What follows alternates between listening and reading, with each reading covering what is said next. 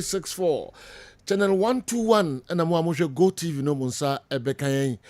Yasa ba betra sibiom etri entia. Enyai eche eswa anopa bia agudie mu nsem ye de bebro midfield action any din edaso ye bepedie mu donko pepe na breaking news abjafo enso abefa konwa no atoa so de amayen muni entina na eubi emamo enne enso papa faudi ebeka ho 0551599933 0551599933 na yenhwe na yenkinkan emfama we WhatsApp line with me do messages no afaso abrayen sanso and 0244263902 0244263902 eho enso eye WhatsApp mo ambeza mo di videos eba no mfa honso na yenkinkan emfa emamo line ba kwa betimi di video asan afaso biom ye 0593 930110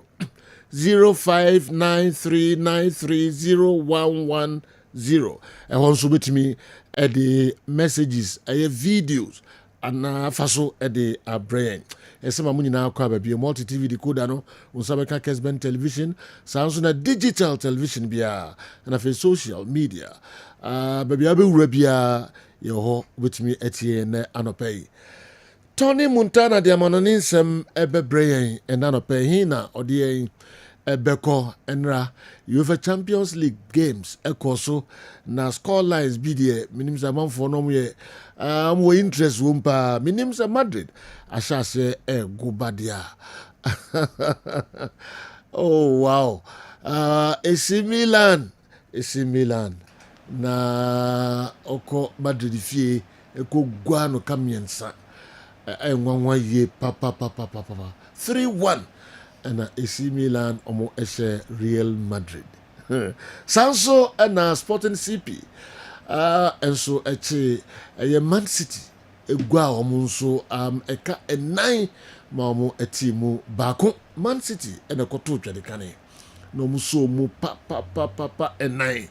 Ruben Amorim enche obabaye Manchester United coach no ono and the Sporting CP kwase Man City eka 9 ma omotimu bako and the games bebre enso elho PSG ni Atletico Madrid no amanfo anibedi akire pa sanso na Inter Milan omo any Arsenal game no and the other games amanfo anibedi akire we any news ahodo Tony Abobo anu frama no ne ode ebre ansana Miki edi p enso frifie abre nansana no ibetwam Africa Awa Mohammed na the African news no enso bebre moni entina yobi mamopa Kessben midfield action Tony Montana Godfather. Yes. Good morning. Say yeah. Nyame adom na nso e. Nakopa do bibia kama pa. De nyame ase. Bia ho masem. Obia ho ase. De rira no. Nya de pen se da bi obia ho beba asem da bi. Nanka obia ho son. Nanka bibia kama. Na asem emma na se nipa bi so da ho wo ha. Na ye no mo yesie anasa ye na ye hu. Yeah.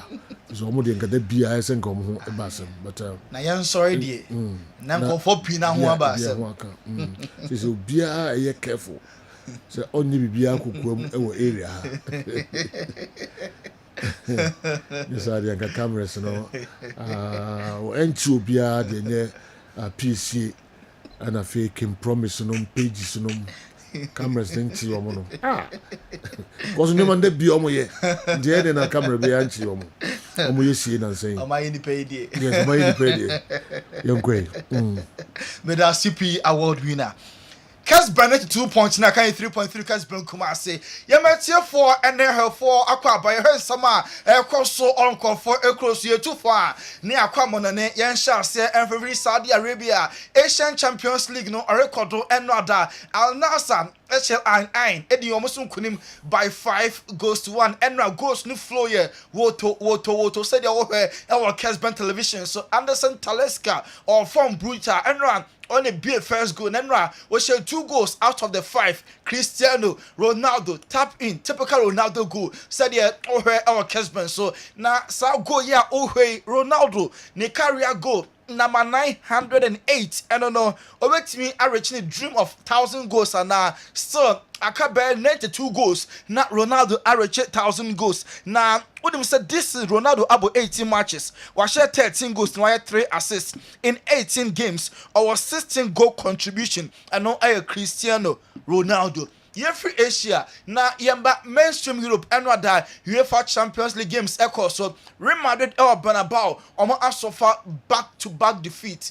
Less than 2 weeks Madrid are considered 7 goals our Santiago Bernabeu and now game echo so and our Kessben television so Milan every Italy Everton Madrid by 3 goals to 1 already now Barca Clasico na be Jumane Kama 4 say 3 and Milan and they are so na Madrid more unbeaten streak in the Champions League no abona we Santiago Bernabeu for a very long time na lose match abona we and a Clasico so Barca ebe and day 42 game winning streak na so enjoy no and na happen within a span of 2 weeks and Madrid elusu sa record na Paulo Fonseca coach ama AC Milan also Serie A no kofo GD Milan ahoden e from ose ampa one team to say Monza carry mo eba na eden now so Madrid attacking team ebiemu enti obenya a lot of spaces na Serie A no ente sa one Monza eba one carry eba ma habanpo na watiawe na Champions League no na because a attacking game and I'm paying clubs about in the UCL. Now what I'm saying Jude Bellingham since May 2014 we about 14 matches on share goal. Vinny other players best Jude Bellingham season where there and Koye man on the 14th of May and I share the last goal man Madrid if we about 14 games no goal for Jude Bellingham. Now Miguel Sereno and Centroni say former player. Now also Kylian Mbappe oba Madrid no was say 20 great chances. Now ka play bi nkwa enka free stadium ho say ka Morata ne bomba Madrid and anka chances nko bogu a enka obe target enko free stadium. Now so akwa Mbappe de obia akana no enso atumu captain of Madrid Luka Modric after the game Okasai said first 2 goals I'm consider against Milan na a very very cheap goal. So me some Lukita Modric or the two. It was too easy, especially second, but we didn't play well. Milan played well. We were similar like first half against Dortmund. We are too far from each other. Allow them play easy, and like this is difficult against teams that can play, and this was the problem. But we tried, we create some chances, but was not enough. Lukita, Modric, I don't know, not Milan better. Madrid, Oman starting the year similar game no boy against Dortmund. Mo come back and not yet, not players no. Omo tem wapa. AC Milan player Christian Pulisic or the Chelsea Madrid na enran so na the modern one so ani papa or say win no nya Bernabeu no na amazing Christian Pulisic. Amazing result for us. I mean, to come here and play is, of course, not easy. I mean, their history in the Champions League, not a tough place to come and play. So for us to put on a performance like that and win the game, obviously a really special night for us. Pulisic receiving a lot. Milan, I'm player Christian Pulisic attitude. Thierry Henry now our CBS portion so. Also Madrid, I'm a problem. A balance. Team no, I'm only balance. Any one open players some more attack. Then so team na kasa ho de na say balance be a enim. Some defend there. I'm extremely poor. Thierry Henry ekasai. Of the team. And I said it last year at the end of the season when we knew that Mbappe was going there. How is he going to balance that team? It's very difficult because you can see that I'm not going to try to find any excuses for Bellingham, but how do you play? Where do you go? What do you do? Rodrigo was essential for them last year when they were losing the ball. He's on the bench now. And I know maybe he doesn't have the efficiency of Vinicius Junior that he had last year, but Rodrigo was balancing the team off the ball. Now he's not playing. So it's going to be tough for Ancelotti to find a way to make sure that all those players can coexist. But for me, I don't think that right now is obviously not good enough. You cannot lose 4-0, 3-1. I think they conceded 9 goals in their last games at home. I mean, this is not Real Madrid. And I know you're going to make comebacks, but not 3 times in a row. And some Thierry Henry, Eddie Etuja, or the third footballer, say, or your coach, and our son, so a pandit. And I ever AC Milan. I'm a dressing room players now celebrating Mike Mignon. And now goalkeeper on the far man of the match or dressing room. Now, Omonia J. Dama goalkeeper. Milan is celebrating our win.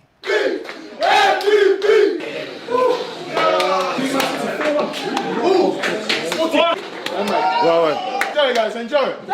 Theo, arriba. ¡Deseo you!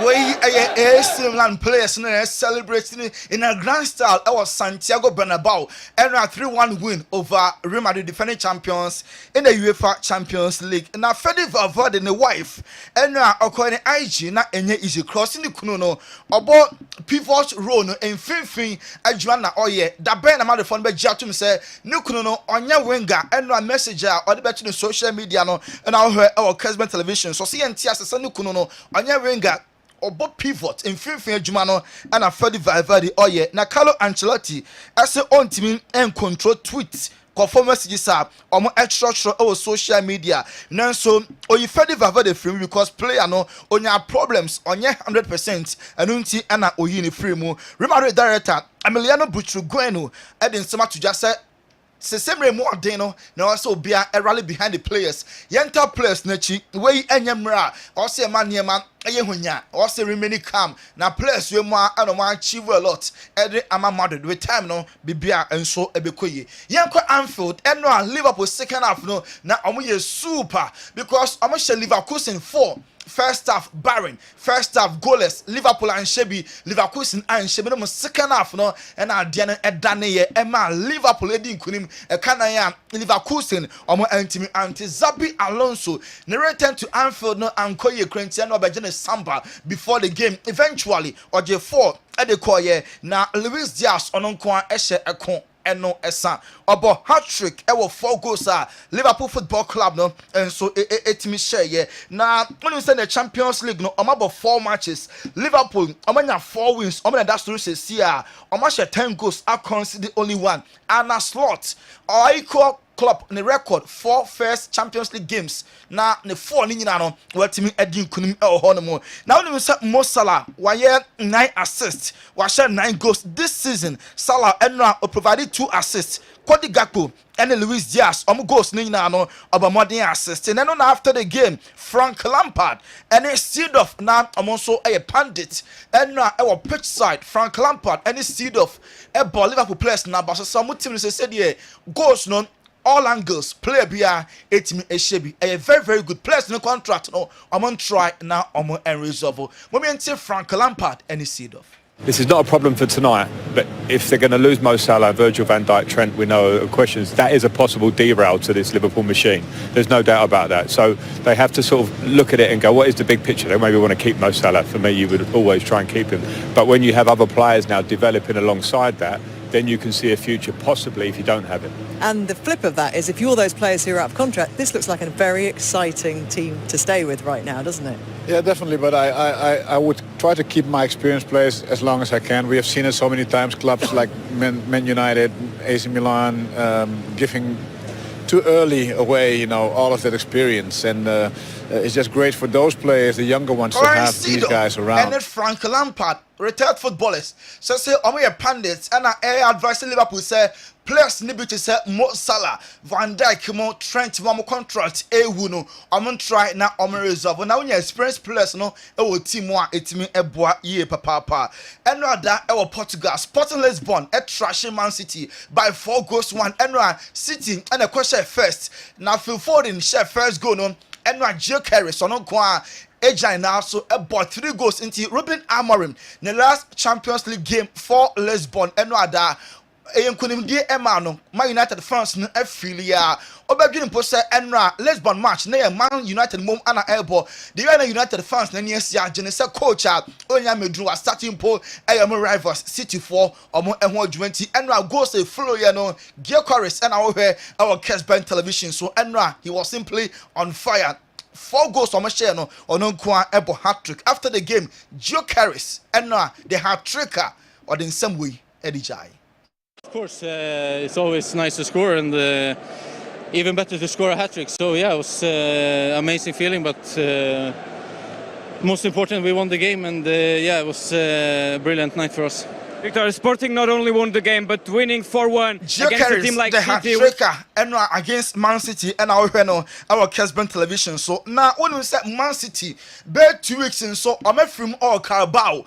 Man City lose Carabao Cup to Spurs. Now Premier League so Bournemouth Ashomo and a Champions League so and now Lisbon Ayom Hojman and so Kamama lose for the first time 3 matches on the bounce since April 2018. Now Pep Guardiola also on free City or that's so problem now but as a manager also try now of fixing him to score when they create and we concede what the opponents not do much. Especially Bournemouth side that they were much better. The other team, the first half was really good. From my point of view, we scored a goal and we create a lot, but every pass, the simple things we miss sometimes, they can run and they punish us a little bit. And after, yeah, it can happen as initial for the second half, and after the third and the fourth, we have to avoid it. So, Pep Guardiola, Man City manager, and Bernardo Silva. Portugal in Enra no Chrome and Koye Krone Ball Captain Amban Chichira Homan LED City eventually almost to 4-1 Bernardo Silva and Sokasai. Getting chances and out of nowhere we go to half time with a 1-1.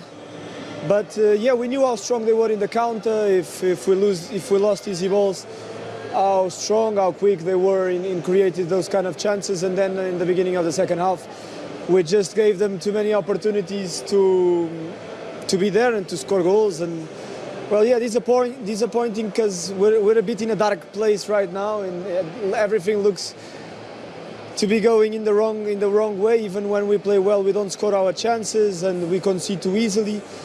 So yeah, definitely we need to look inside. I want to miss goals and then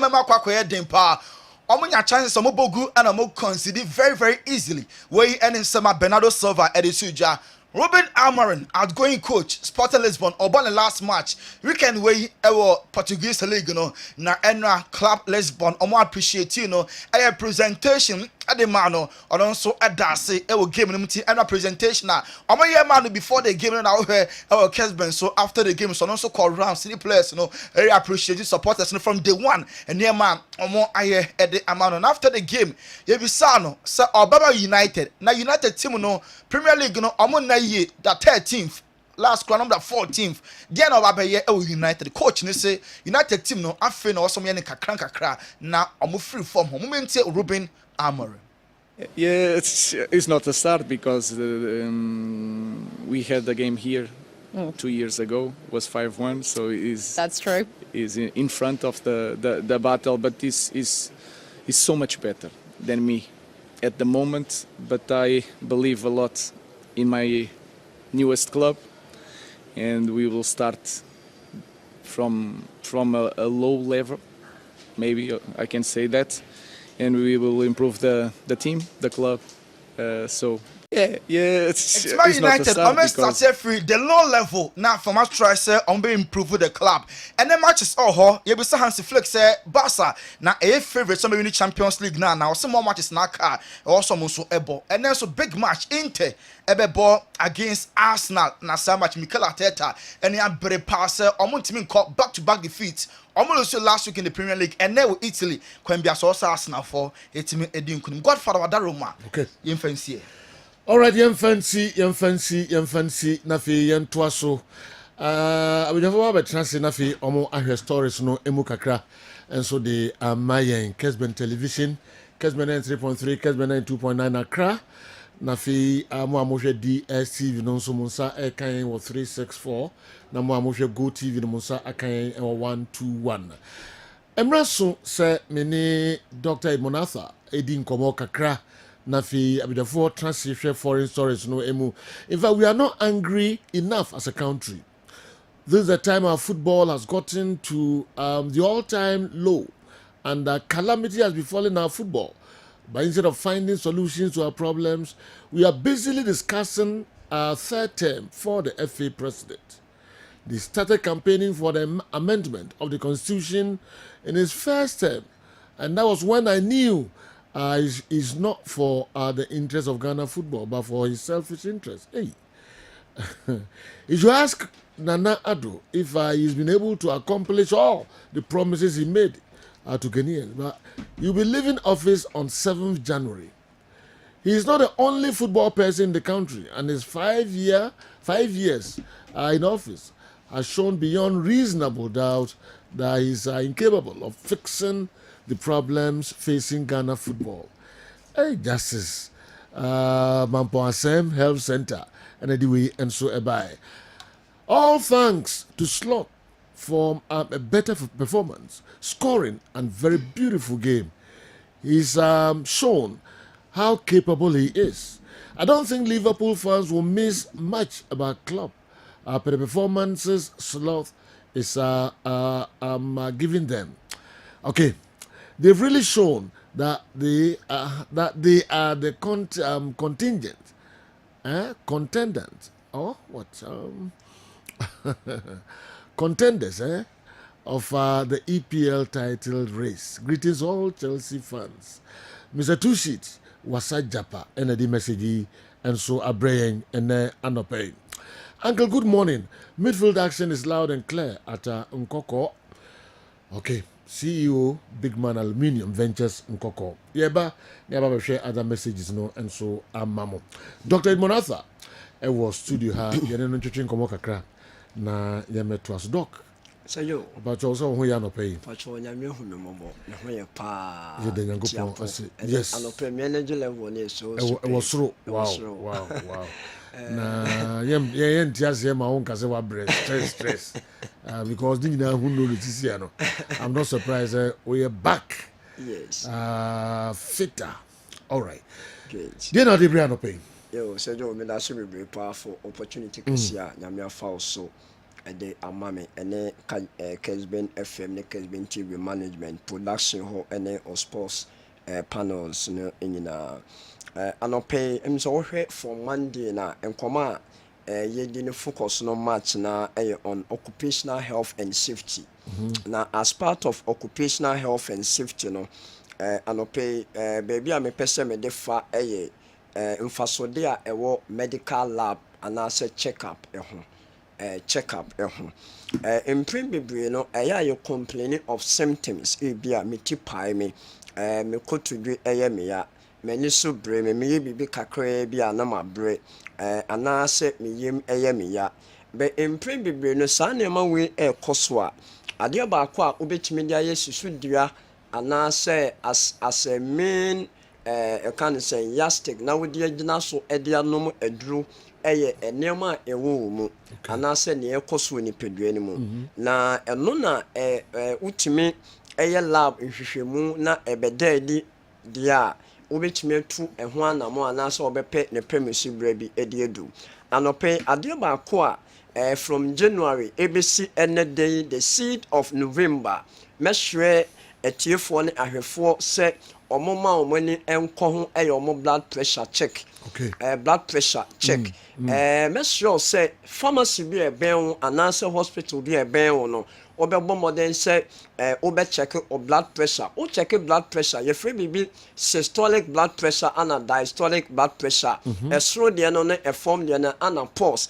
E kobasa o blood pressure o record esro de no above 140 anase e form de no above you can say 100 na it means say enema enshada enkoyisa be wontimi mfa da kopedie anase emprempren de and draw conclusions say nipa no enya high blood pressure na say hypertension this wo check it to so na based on the consistent and I say sa recording na unya no doctor ejina so aka say when your blood pressure high blood pressure and I said then and ntime show ebetima ba say encourage results yi kura ba yi kura mpo no ekwan ya wo no wo yire no okunu mo bo modern say mo be pay school amano mo be tuya school fees no e di adwendwene kese bi aba beto mo so enti we no mo no no akwa akotena ba bi na pressure and I'm 150 160 and no nche so when high blood pressure you never beto pressure nsem ya okay so me that say admission ni fees nsem ni nsem de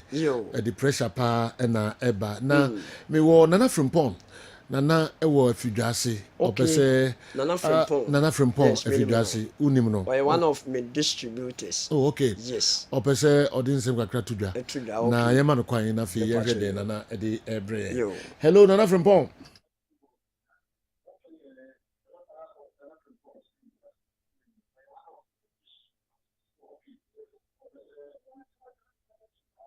hello ene ne nkasa na ka kyerɛ sɛ ma untie no ho ene sa yɛntimi nya interview no ma untie no ho onum tv no ana ma volume no nkɔfɔm na untie yɛn ɛwɔ phone no so ane sa bɛde pa okay enti onsa kan de ama mensan enko na frimpon obio hello na frimpon design oh okay manya ntie sɛ opɛ ɔde nsɛm kakra bi tudwa efa Balm of Gilead Dr. Idmonatha ne nyuma odi no ene nsɛm kakra ma entie we de na pɛ sɛ ɔde tudwa pa atijasi hadie Balm of Gilead ne ma ɛyɛ no ɛnwanwa esiko ne na anye Dr. Laka sɛ ɔyɛ elder wa pɛtɛ kusua amaka pɛ bi wa bi wo ɛna sɛ ɔpɛti ba ɛbɛ tɔ bi ni bi tɔ sɛ no ko wɔsi yɛdi vinegar. I think we're in the field of the beauty, a ban like you are. Not a ban of one equitable in the initial green and no traffic. I understand, I think it will be a lady and man at the unity to one about. It didn't run a son of bias, I think I'm gonna. No one really in a any here. Into the corner, and I was thinking of a turn by vinegar. I think I do I have on my car. Anything, and you know, and the two of you be the program and after the show. And I found her, and after that, you could go to the bar. The girl, you know, what is it? Was he doing it? So I'm so the next I'm going to say, I'm so happy. The chicken is about to use into she morning. I don't know what I did, I don't know about who I didn't support. I don't know what I can't really. Now, look at the matter for my son. Now, pressure, I went for running for not to a time. Well, I'm moving to a few so more, no more, from Baba to the airport. I wouldn't see us. Wow.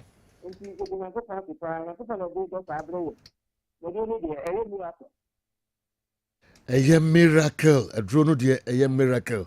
Nana Frimpon, and some of the free efficacy, a braye, and so, I don't know. We're Trinity, a drone, a year nkunya. I say, and yes, we are Pentecost elder. Gobaka say, Obaka say, Udi Bibi Afra, and what Bibi Shasi. The number a no, a broad justice. Your class, Joanna, you want to say. But point of correction, as we have been saying, a young confoca, a pamachawa, a food product, men fine exchange the word do, with the faguns room nanum. I want them word do a no ashes swanum na, and ya would the goons you no, Okoto in no buyer, na atosodia, now would you go home the same thing as you say, men we say. Correla, a cosopa, or those foodborne illnesses now. And talk or talk in no by any way, I forgot you not so cute. A baby, and one could try and feeling who no more do a cabium and so betty now wako winning. Oba blue, Asiaha, Kessben, Asiaha, a be ewa hapa, na Oba Asidata was in Swibio, say, do. Vinegar lady, semi casame, come once more. And not the medimini who the mammy be pa. Na no achile nano achia Miami Junior or senior high school. I see. The family relative. Na obia nano achia untime man and saso. Na nyame in fact uti nyame ni bisa na eburo adwene ne ntiase so enti me pamacho eno nche se ya no achie duro mesre mo anya duro wo de fagu nsuom na wo de no aha wontime mfa nyina wo ma duro se jo yen come back to the na make no ahombrase mu a aka me 2-3 minutes me de be bo no tofa se jo se koba so we bema no aye process specific antigen test PSC now within 0 to 4 no what dey normal enya enough ade ba ko as occupational health and safety ye kan wasem no obetimi dia kan ho abdominal pelvic scan and also urological scan eno no ebo ma hu the exact state of prostate in terms of obedonso a odonso no part of don't so na so of prostate and or bladder and urethra and ureters na part any kidney part of the urinary system. Excretion take place where bladder and na grawa eje don so no. Nti afra bi prevoid nti so obedon so a say ne gum. Nti ko twa scan na wo de kan no nsuo e se ofu don so kama na etwa abdominal pelvic scan and also urological scan no. What don so we are afra bi post void odon so ene say na aka blood animu ene e post e koba say e dose a na ntimi say e significant meaning say DNT na entimi anye empty. Is it about the pipes na connected to bladder no and also kidney and also or prostate na aye enlarge na into obitimi ya process specific antigen test PSA test now within 0 to 4 no then they acquire 0.27 but then when you BPH when the prostate na enlarge and until mema my PSA vibrate no is good one will start in terms of antigen or prostate in a produce but it is not enough also go ahead extra man now we trust scan near who exact size of prostate so prostate above 30 plus based on age maybe 70 plus around 65 between 60 70 above 30 in terms of the centimeters cube and also grams and hardly baby or between 40 to below 60 urban in fact and yet we a young person early 30s between 30 40 no could try abdominal pelvic scan now prostate and then I'm 30 and yet cry and until no measure say you this test and can and a liver function test no the state of liver and only me who say liver no or breadborn no enzymes are a won't be to say AST, ALT, GGT, alkaline phosphatase mo ana bilirubin no conjugated one and total and indirect no to say protein ne albumin no ne globulin mo no to say wo her ranges na to say but why who is sa na koba so ona say peja ebia wanim ate anaso wonya burning sensation o stomach no right side one of you plako pese no modo emoa scan ye lab na hu status say jo mi wie no cholesterol lipid profile onya your saturated fat your triglycerides your total cholesterol your LDL cholesterol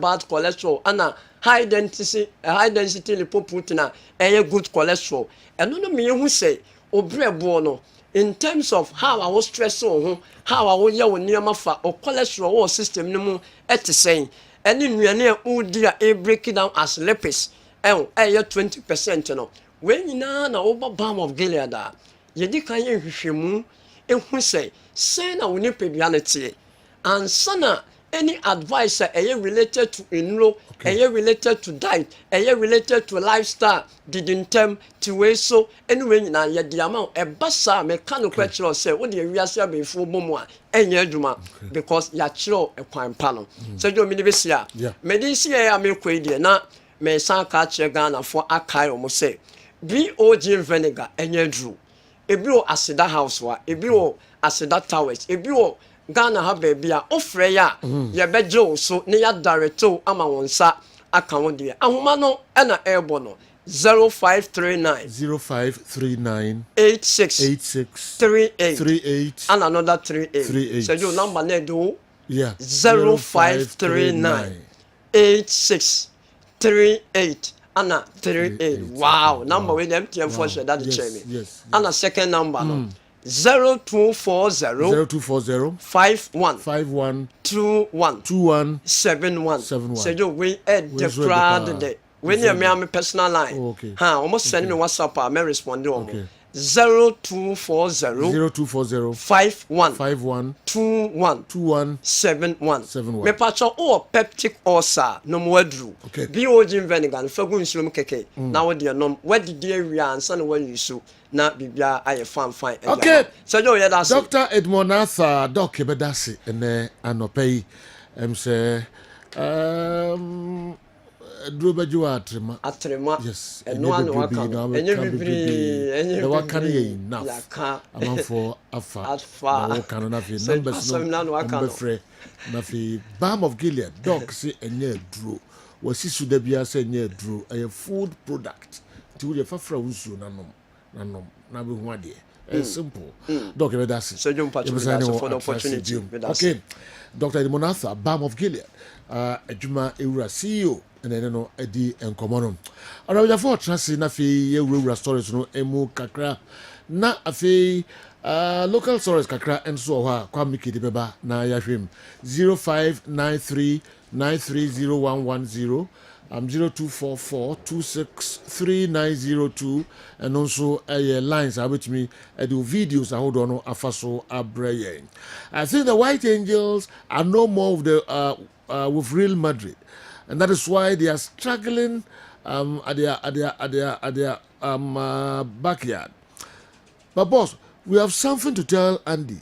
When you are talking about when we were talking about a local league, you can't say at all costs Kumasi Santi Kotoko should win the league. No, you don't do that. Pato Land is a such town, and a message and so Abrayan, Neymar, Ababio Michael. UK. I remember how my good friend Andy made things so simple, analyzing Madrid-Milan's games in less than 2 minutes. So was wondering whether my friend has forgotten the rivalry between these two teams when it comes to the Champions League. Lastly, Loyanto Fianco, I want to know whether it's hatred for Keto Kriku or what. Are you really saying you haven't seen what he's done? Wow. In fact, Keto Kriku needs a third term. And if people are to judge him with the Black Stars, what at all do they want him to do? Whilst you all know the commitment level of the Black Stars players for the national team is questionable. Ababio Michael, there was the Abraham and no. All right. So please, I want your able panel to discuss the very disturbing issue concerning Evans Yamwa Kadman, who won gold for Ghana at the African Games. Is about to be thrown out of school because his scholarship has expired, and he's been asked to pay a little over $15,000 before December 15th. Okay. There also the Abba, I don't know. But way. The fatigue will continue to set in because the technical team headed by Dr. Ogum made a rookie mistake from the onset by registering that number of players. They have 16 outfield players now to be used for at least 2 weeks. And these are tough matches. They need results too. Kwame Walcott, Santasi, news site, when are the way, and so Abraham. I was saying, Yamiadum said you. Yamiadum. You didn't go I say. Nene, then what got Abraham? Yeah, and coach Pedro Gonçalves. Yeah. You can't a boni dia or Angola coach na obe defeat ye or Hano or handy a first defeat in 24 years. Ewo Babaya Rasport Stadium. Na Seju Yami Boa next week Friday. Yene Angola ewo game for the 2025 AFCON qualifiers. Last 2 qualifiers, you know, Seju Basso.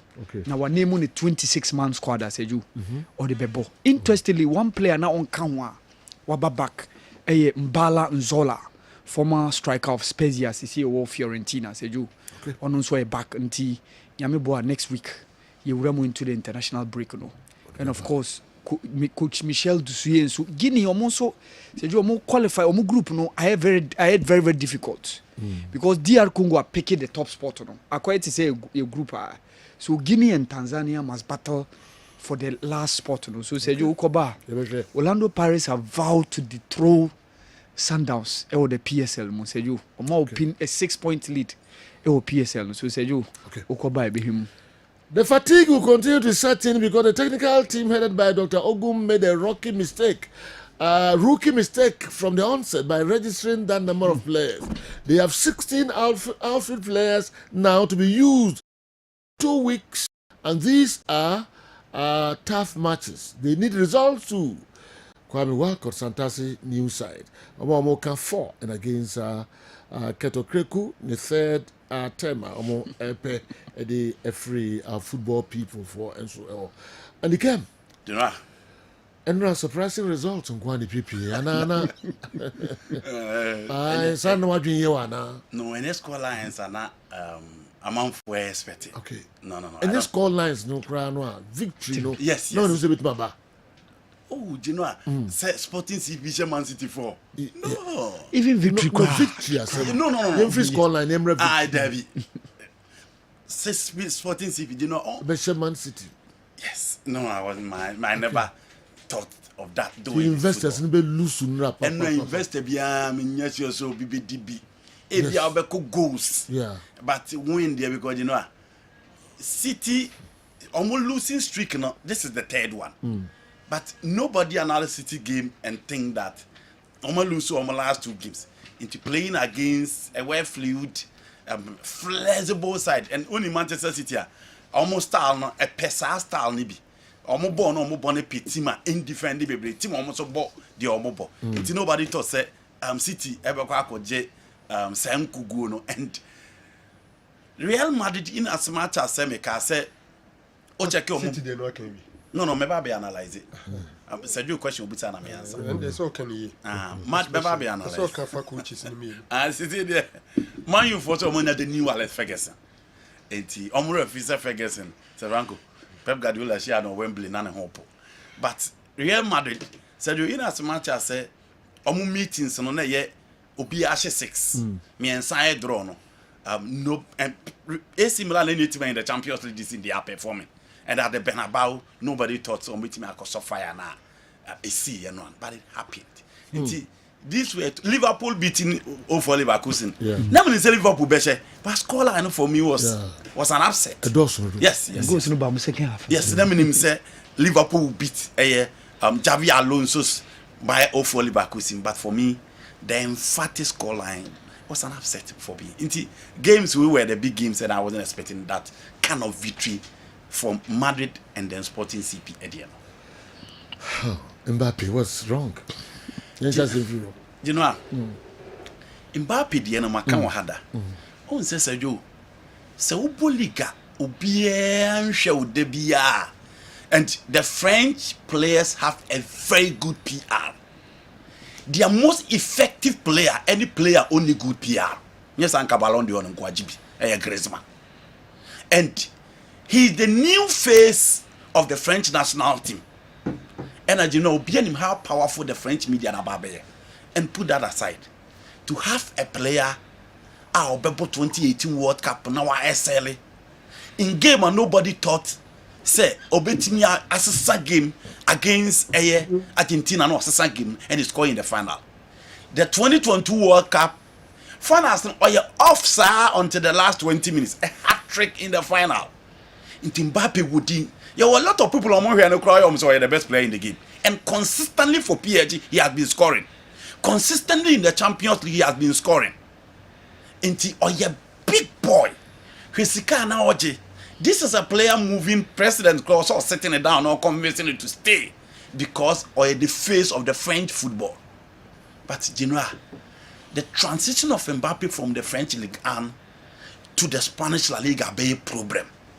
A lot of people are raising concerns about the position in a role or Madrid team.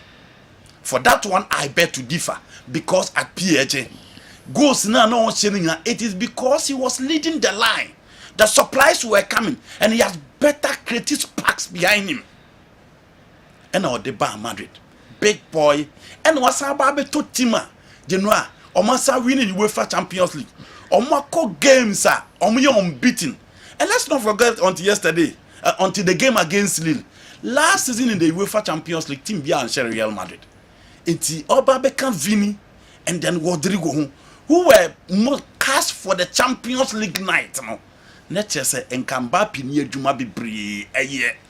But Sejo, one, Mbappe is not enjoying the kind of creativity from Neymar. He's not enjoying the kind of creativity from Griezmann. The midfield now enjoy from the French national team, and the midfield he enjoy from PSG. Onyano, and about consider the confidence level. So, bet you game not just to so no any growing. Now, what team is so decisive? Your chances are both saying confidence level, say the confidence about to the highest level. Yes, I know only confidence. You know, playing Madrid is different from Paris Saint-Germain. The expectation and the demand the team now both is saying in the banner. Mbappe opie World Cup World Cup confidence baby I didn't say hope only confidence everyone you know yeah the mention say the French national team nimi no awabo nyina yeah he wasn't the spotlight. World Cup na yes yes but the demand for Madrid is clearly different, and in those areas a team was built around him. A team was built around him. He has players behind him, almost supply. No man, you know, enjoy that kind of creativity, that kind of creative spark, that kind of supplies. Only same players of Madrid? No. Oh, okay. Tina Mekan midfield of the French national team, the flexibility of the midfield of the PSG team. So Leandro Paredes now Verratti, now Neymar Jinawachia. There's no Neymar at the Madrid team. But still has a chances, you know, almost creative money. And Tina Meka said they demanded the expectation of Madrid near different from Paris. No, couple players around him, but same players around him. Madrid no, almost creative, very good chances, man. I want to mention. And you know, I want to make say, born be why bar pressure down so no.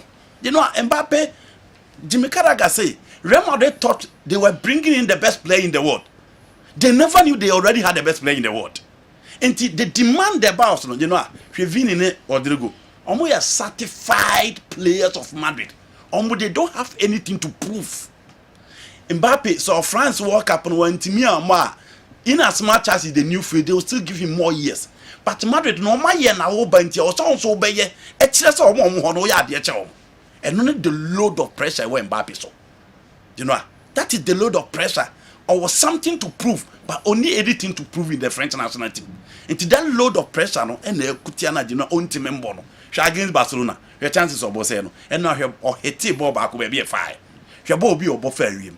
Into the load of pressure to prove to people that you are better than the players around, for me, is Kylian Mbappe. But other players are joining Madrid, Mbappe, caliber, no, and on the level, no. Hombas pressure, no. To be Femboko, the because you know the load of pressure no of him. Hazard apart from injuries and me live up to the load of pressure. Yeah. Cristiano Ronaldo, you know, or no pressure na yen aduane into dealing with ease. Into Ronaldo in here me kwa continually be adapted to adjust. No. When Neymar moves he needs no adaptation. Omo see how na omo bo. Bellingham until recently no so cruise come on. Yes. But you know the load you don't have one and so kwa ko boss abo no go by Real Madrid. No. Anyone and say Jude is going to carry Real Madrid from the first part of the season to the second half. Nobody. But Okumiki Yamens. Into pressure on Bellingham. Wow. It is not the same pressure on Kylian Mbappe. And consider Ben. You know, unless almost fix it, first of all, Carlo need to fix. For expectations, you know. Come on. Sir, I dear about Beye. No. Yeah. I say a new baby. What disappointing go for? You know, Bijitum, so what disappointing. Me so disappointing because only me position on Mbappe wa makan over the years. Omo no who say oh yeah the best player in the world. No. Those are the players. I agree. Pen level ni die minimum no. I was why bro. Die why no. But you know, and the game no you referee, it is easy for teams to play him out. Share any defenders be no mobile you. Malek Tiao ni Fikayo tomorrow. He was clearly missing. Apart from Real Sociedad game no, and no ball game who say Mbappe ball game. Apart from that game, Osam Messi in the game against Inigo Martinez and Pau Kubasi, per his level, he's supposed to tear those defenses apart. And you for me, it's a load of pressure, but let's see. He's a big boy. Maybe going forward, Obetimi adapted to the style and probably come back stronger. Oh, okay. Matches nakano. You know, that is it for Mbappe. You give credit to AC Milan. Yeah. Much say a team work character, and when the going gets tough, Betimi IBP. But for me, I'll give Fonseca. I'll say the weakest link of the Madrid defense, look at Vasquez. The right side of Omu defense. The best player for team friend AC Milan, Rafael Leao. Said you made there be am come see me a coach now family team be mo. Players Omu da ho am for him number 1 year Rafael Leao. Into there be am catch Chelsea Man United say minimum the Kruntia. Musika na mu tugu sa mo Power Rangers na ho na mo nkofa no that to Milan. Very good player. Just that he's inconsistent. Inti Ono on the left and now Theo Hernandez on the left. Inti na Milan na ho dealing in our left already. On my right side no adwuma inti so ya Ghana ni na osi academy USA no. Yunus Musa o play just behind Emerson Royal. Said the boy on be find a way to stop Vinicius Junior. It is the last 10 minutes now. Yunus Musa free no. Vini and etekano. It tactically Paulo Fonseca set up his team Malik Tiao Royal Yunus Musa. Vini Muvu collector. You are these 3 players. No more keep the check on Vinicius Junior.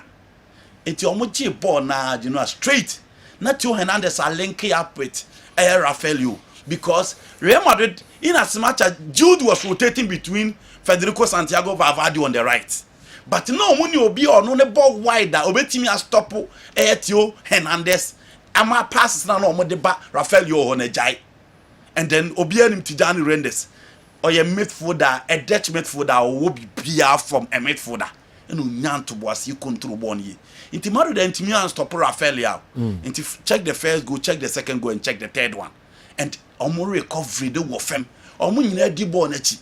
And I know and the ball now omo ball dey. Omo defenders across omo free striker home. Center backs no. Hey, Militao no ball no ball. Rudiger kro bi anim say na dwuma oye pa ne so win tackles no. And ono so ball no so ono say ono so ball ni bi sa. Until you don't see the top defender that are expected to stop the strikers no. And Rafael twice ye Jumana stole the show at the Bernabeu and said you one thing more teams in answer and they say and they say team ko gina nipa ba akoso na ono nko na she goals na obre pa. And to look at the team that are playing well and in your you know AC Milan I think say sa game we be done almost season na momo and my idea afi enye Madrid afi ana said you I've seen Real Madrid. Oko La Liga no more. Barcelona 33. Barcelona win the Madrid 24, right? Of one game. Yeah. And your Mafia. You know, so the numbers equal. For the Champions League, I've seen Real Madrid struggling like this in the group stages. Madrid dominated the last year game no born in Bernabeu. No, it was worse. Okay. You know, 2013, 2014. Go and watch Madrid in the group stage. Similar games and then okay. But you know, it drew the business end of the picture with your moments and similar in Jebu. Okay. In Madrid, it is so early for you to write them off. Okay. Now to Sporting CP. You know, and on the United phone na koshe Sporting CP match no because on person who coach na oba no the odeba. Nsano ni adwuma oba beye. Already, unim say Mincroft na casted doubt on Ruben Amorim. Me and I may be a mefa coach and on a mefano. But a years obi here opportunity. Obi oha utimi obi oha untimenye. Inti playing against Pep Guardiola. Pep is the standard ever the EPL. Inti no obi a how he will fare against Pep Guardiola. With its usual 3 back, Osman Diomandi, Matthias Rees. and you know about Zino Zebast Trebak. And about the Uruguay Maximiliano Arojo on the left side, and about Quenda on the right, and about Hamad in midfield, and about Francisco Trencao, and Pedro Concalves, and what the Vitor Yokeres, LED line. Okay. In a 3-4-2-1, and all the LED line. Manchester City backline got exposed. Na makase obia on the purple. Na ehu ansenimu. No nyaku kodro se obeba purple so bia no purple bread. It was a similar style against Bournemouth. A similar style against Tottenham Hotspur. And Genoa omunya goals no mo pe na anye baako anye bi no. Pep entimi amfani into that. And the 4-1-4-1 okoboye no. Sejo, so obo 4-1-4-1. Matthew Kovacic intimi a lone pivot. Pivot no be ha. E o say the variation will be 4-3-3. But pivot no be ha. And exactly at the Sporting CP. You know, a team is a talented teams there. Omo Brazilians in Uruguay and Portuguese combined. So no mo kobona say omunya confident na build defense rim to say. Dienra na Manuel Akanji ni Paul Simone Josco Badial mo any Rico Luis mo yene there. You won't survive against them. And exactly at there is see ewo Sporting CP Manchester City for a very long time. Okay. Pep lose 3 games on a row. I concede 8 goals. Carlo in 2 games, I concede 8 goals. For me, a wake up call for the 2 greats. And among the standard of coaching in European football, Carlo Ancelotti and Pep Guardiola, and you know, the level at which they are conceding is not the best. But in all, I did have Man City this season. Now, previous years, no, yeah, intense and say, Sergio, for the first time, one who City team, I hear Ellen Holland on Kwaneche. First, Rubenya, left side is share, right is share, Fefodin share, KDB share. Until you have multiple scorers, you have different scorers, and the LED line no BS. But in the game, ring in Aqua Ellen Holland. Until so okay, put the tabs on him in our close spaces now. Anything say Ellen Brand Holland, everything I say. But minimum say Pep or more better than any man. Genoa. Bayer of Leverkusen against Liverpool. And Slot Juma Oyeno said, that is another coach who was offered an opportunity and Obayano. Juma Oyo EPL no. Now say that coach is in that yet. It is okay so being for be cry board that coach dia was Debbie. Now say omo nyade ntino. Me pese me foul. But said the opportunity at Liverpool dia man no. It was Ruben Amoron. And an Liverpool person omo de neba. And Omakofa open friend Alan Slot and you know he's playing so well. Oshe league matches and say omo ba wan hwe abeka Luis Diaz uniform. Na no ameka wan ha say team a your friend by Ofo Leverkusen. Omo nya careful. Ye share ball na say anabo so omo wing backs no makwa ko gina center line. Omo flying wing backs in Alex Grimaldi and Jeremy Frimpong. And say having a player like Luis Diaz on your side, you need to be very very careful. Na no ni na anko ne ho. But you know and na opanishi omo. And one of the best night I'll be enjoy Luis Diaz and Anfield now in general. Until it was Rafael at the Bernabeu, Vitor Yokeres in the Sporting game, and Luis Diaz at Anfield. You know, these were the 3 guys and almost totally shown in the Champions League night. Can we also look at it from the standpoint that Mbappe isn't an arrowhead kind of a striker? Maybe if Ancelotti uses him as a wing striker, yes, barring any injury, he will bounce back in the subsequent years in style. Sonny Saliu, number 4. Mbappe time over free PA on the league on the line. Say you, I can't keep an on to me as where the same free but wing player and as if you right play. I can't keep a undimension. So no the free wins and our free midfield and our free. He's missing the chances, and for me, those are the areas that we need to analyze. Not the role on the football plate. Ball never. Intime monche. Ball never. It has something to do with its composure. But in the last days at the Paris Saint-Germain, it was Bradley Barcola on the left, Dembele on the right, Kylian Mbappe leading the line. See, narrow. General, Mbappe, Robia, Ancelotti, the Nibobia, Bobby Pay, either in the French team or the PSG team. Situations, conditions in Assisana all struggle. Okay. Now, I think a lot will depend on himself and then the Madrid team, no, Ankasa. Oshe or Mutim, I think Ancelotti went the 4-4-2 with him and then Vinny Jr. on top. Vini on the left side and then Mbappe on the right hand side. And I don't think say or no. Most of the chances now say no, and our boss now say no.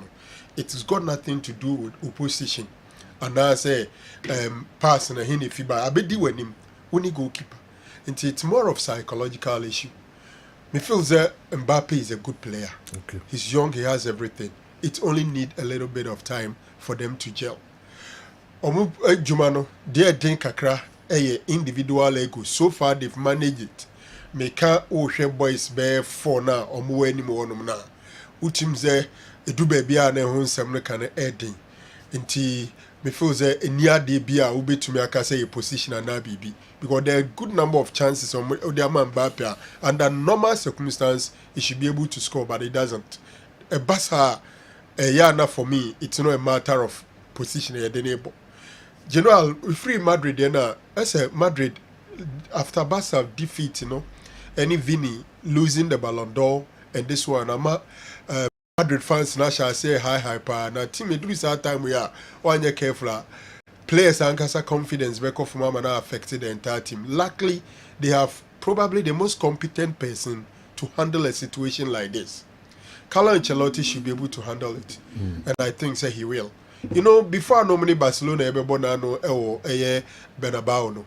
Now Omako 42 games in the La Liga without a defeat. Just one defeat in La Liga, it's like I say, Madrid Kingdom na banewi. Okay. And they've also lost again against team I want any form be AC Milan. And on the man who kakra because Madrid lose to Bernabeu yana nke wansem kano edin. Madrid has already lost 2 games in the Champions League. One against Lille, one against AC Milan. These are not teams under normal circumstances in the Champions League. You expect Madrid to beat them. You expect Senka Madrid be show and Omakoye Sane. Me sure zeno and ebema adwendwen kakra about Real Madrid and Crawford a team, but I still think that they have what it takes. Mejitsu musu say the Tony Casemiro Cruz Modric trio in the midfield no. Enye Chouamani ene saying Kamavinga. Seriously, omo abba from pa into him yes, and never Valdi ewo wafa Jude Bellingham, but that solidity no benya na and omo right fullback one so no e kamia kwazu obi ani ho ko Vasquez there general omo team we ye se Carvajal eba na do the more Champions League or Saturday more a lot would also improve over there. Game under attention was obviously was the Man City versus NASA Sporting CP versus Man City. The reason is obvious. Now me person me who say Ura Ruben Amorim on a Champions League night against a big club like Manchester City. How would he parade? Now the players' attitude, any other way saying. Now I think I saw some lovely things. And near man me pay when I saw a lot of them. General, you see, 4-1 was the scoreline. He wanted to play down expectations. Until you fans feel so Omanyales Ferguson, they were lucky in the game. And Omu Etuminya saw victory. They're obviously trying to water down for expectation. But I saw positive attitude. I saw a well-coached team. Or started with 3 back. And on board the midfield 4 no then 2-1.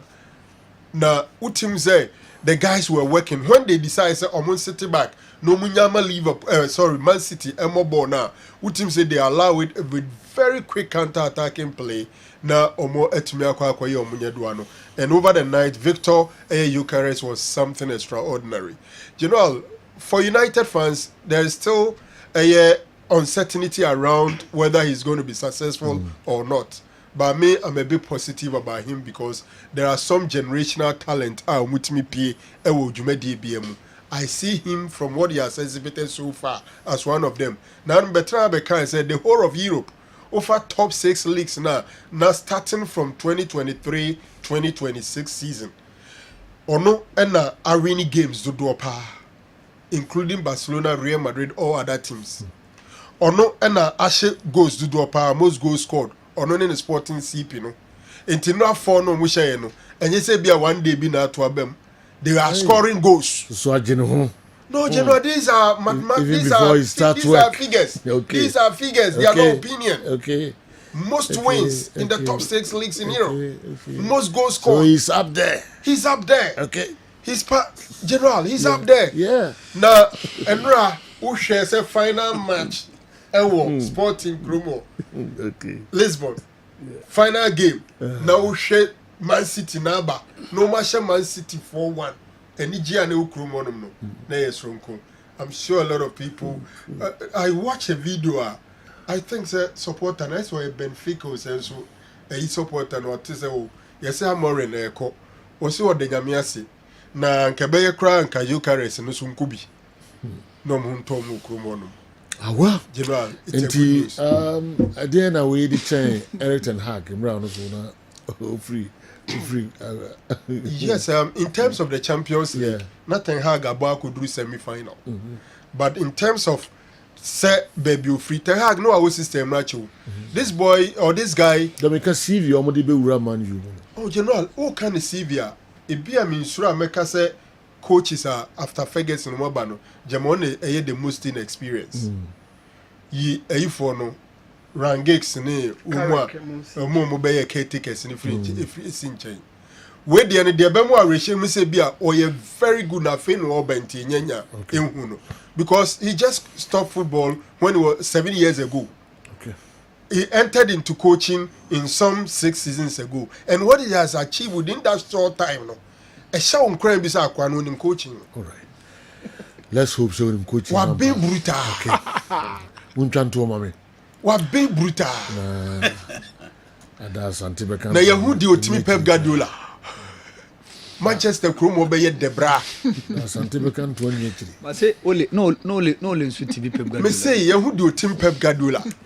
Na Manchester Chrome obeye Debra. And say bia da wo kan obia ni bibia ka ho efa ho.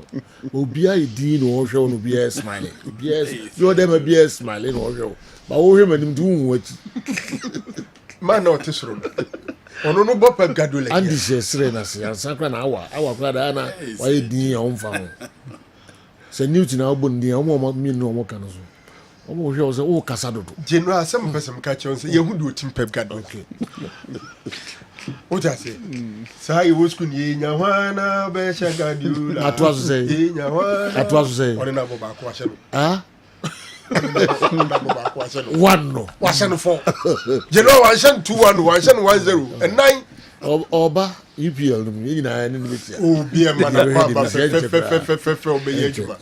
but general seriously I'm Liverpool abaso so for open nation for matches in the league phase of Champions League you know I think you call half it be a net for we will be able 4 away as we speak by Munich money a day pimping kaya na lose bi no by Munich ni City na masters of the group stage this is in the just first 3-4 matches be lose bi it's only a year and a slot and in Liverpool man go for every free Pep Guardiola jogging club sorry club players now so no use to do a be an the mode no we are just also foul because so yes akwa no underperform omupam no better coaches were honum and as lot ya de na papa yin to me mfanya hwe ya so adwenesi no say adwuma odi Liverpool ye no so na that's row Premier League and no that's row Champions League enti sonko kra onye so akofa players when one so be free baby about or the Gravenberch and Kwana rent old guys na able ball Gravenberch crowd or hobby for so na start here Oberton and they saw the room there are very good coaches out there but e Dean na omunye nru nkofobia club ne Guardiola no ne ye almost coaches but omunidi enya no crazy I'm worrying say be money din Daro I'm worrying you're careful when the juma ba onidi generation you're careful when the juma ba onidi be money din okay bra say you ni nyina is sporting how but to then that's why me boni calls asam kakra e kan no hay afeni nam trader South Africa and status me mate and not a telephone number say me Facebook telephone number be no number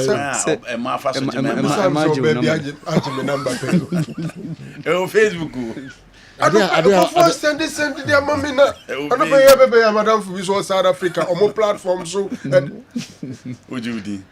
Who ye me bima? Me na mana me charger. Any power bank is a bag. So you wake a cray. So you I did hear me bush and food in yesterday. Go to buy you one try. Me mammy abri cry. I'm teaching him to. Me no knew you. Oh, what is it? Okay. Eka crazy. Me name says I had the in the hang of us. Wow. And when you press, no pay me by show. Facebook. Facebook. Quite fast with your banana. A man who fast with Jim and Madame. A man who fast with Jim and Madame. Sorry.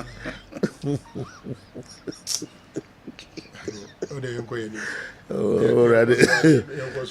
When you are papa. How oh, the good thing is that Titi okay. Titi okay. Oh, wife okay there. What it?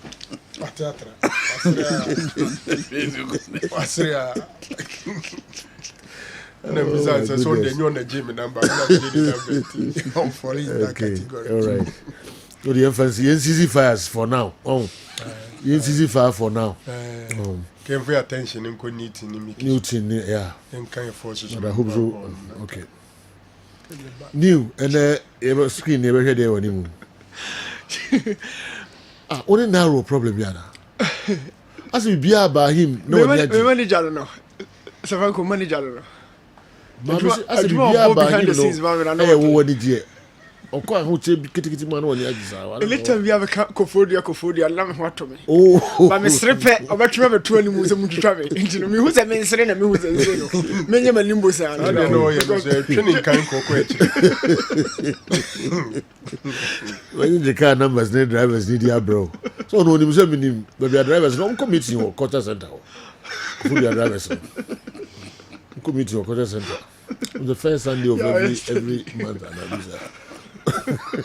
Marco Checho, the drivers in the room.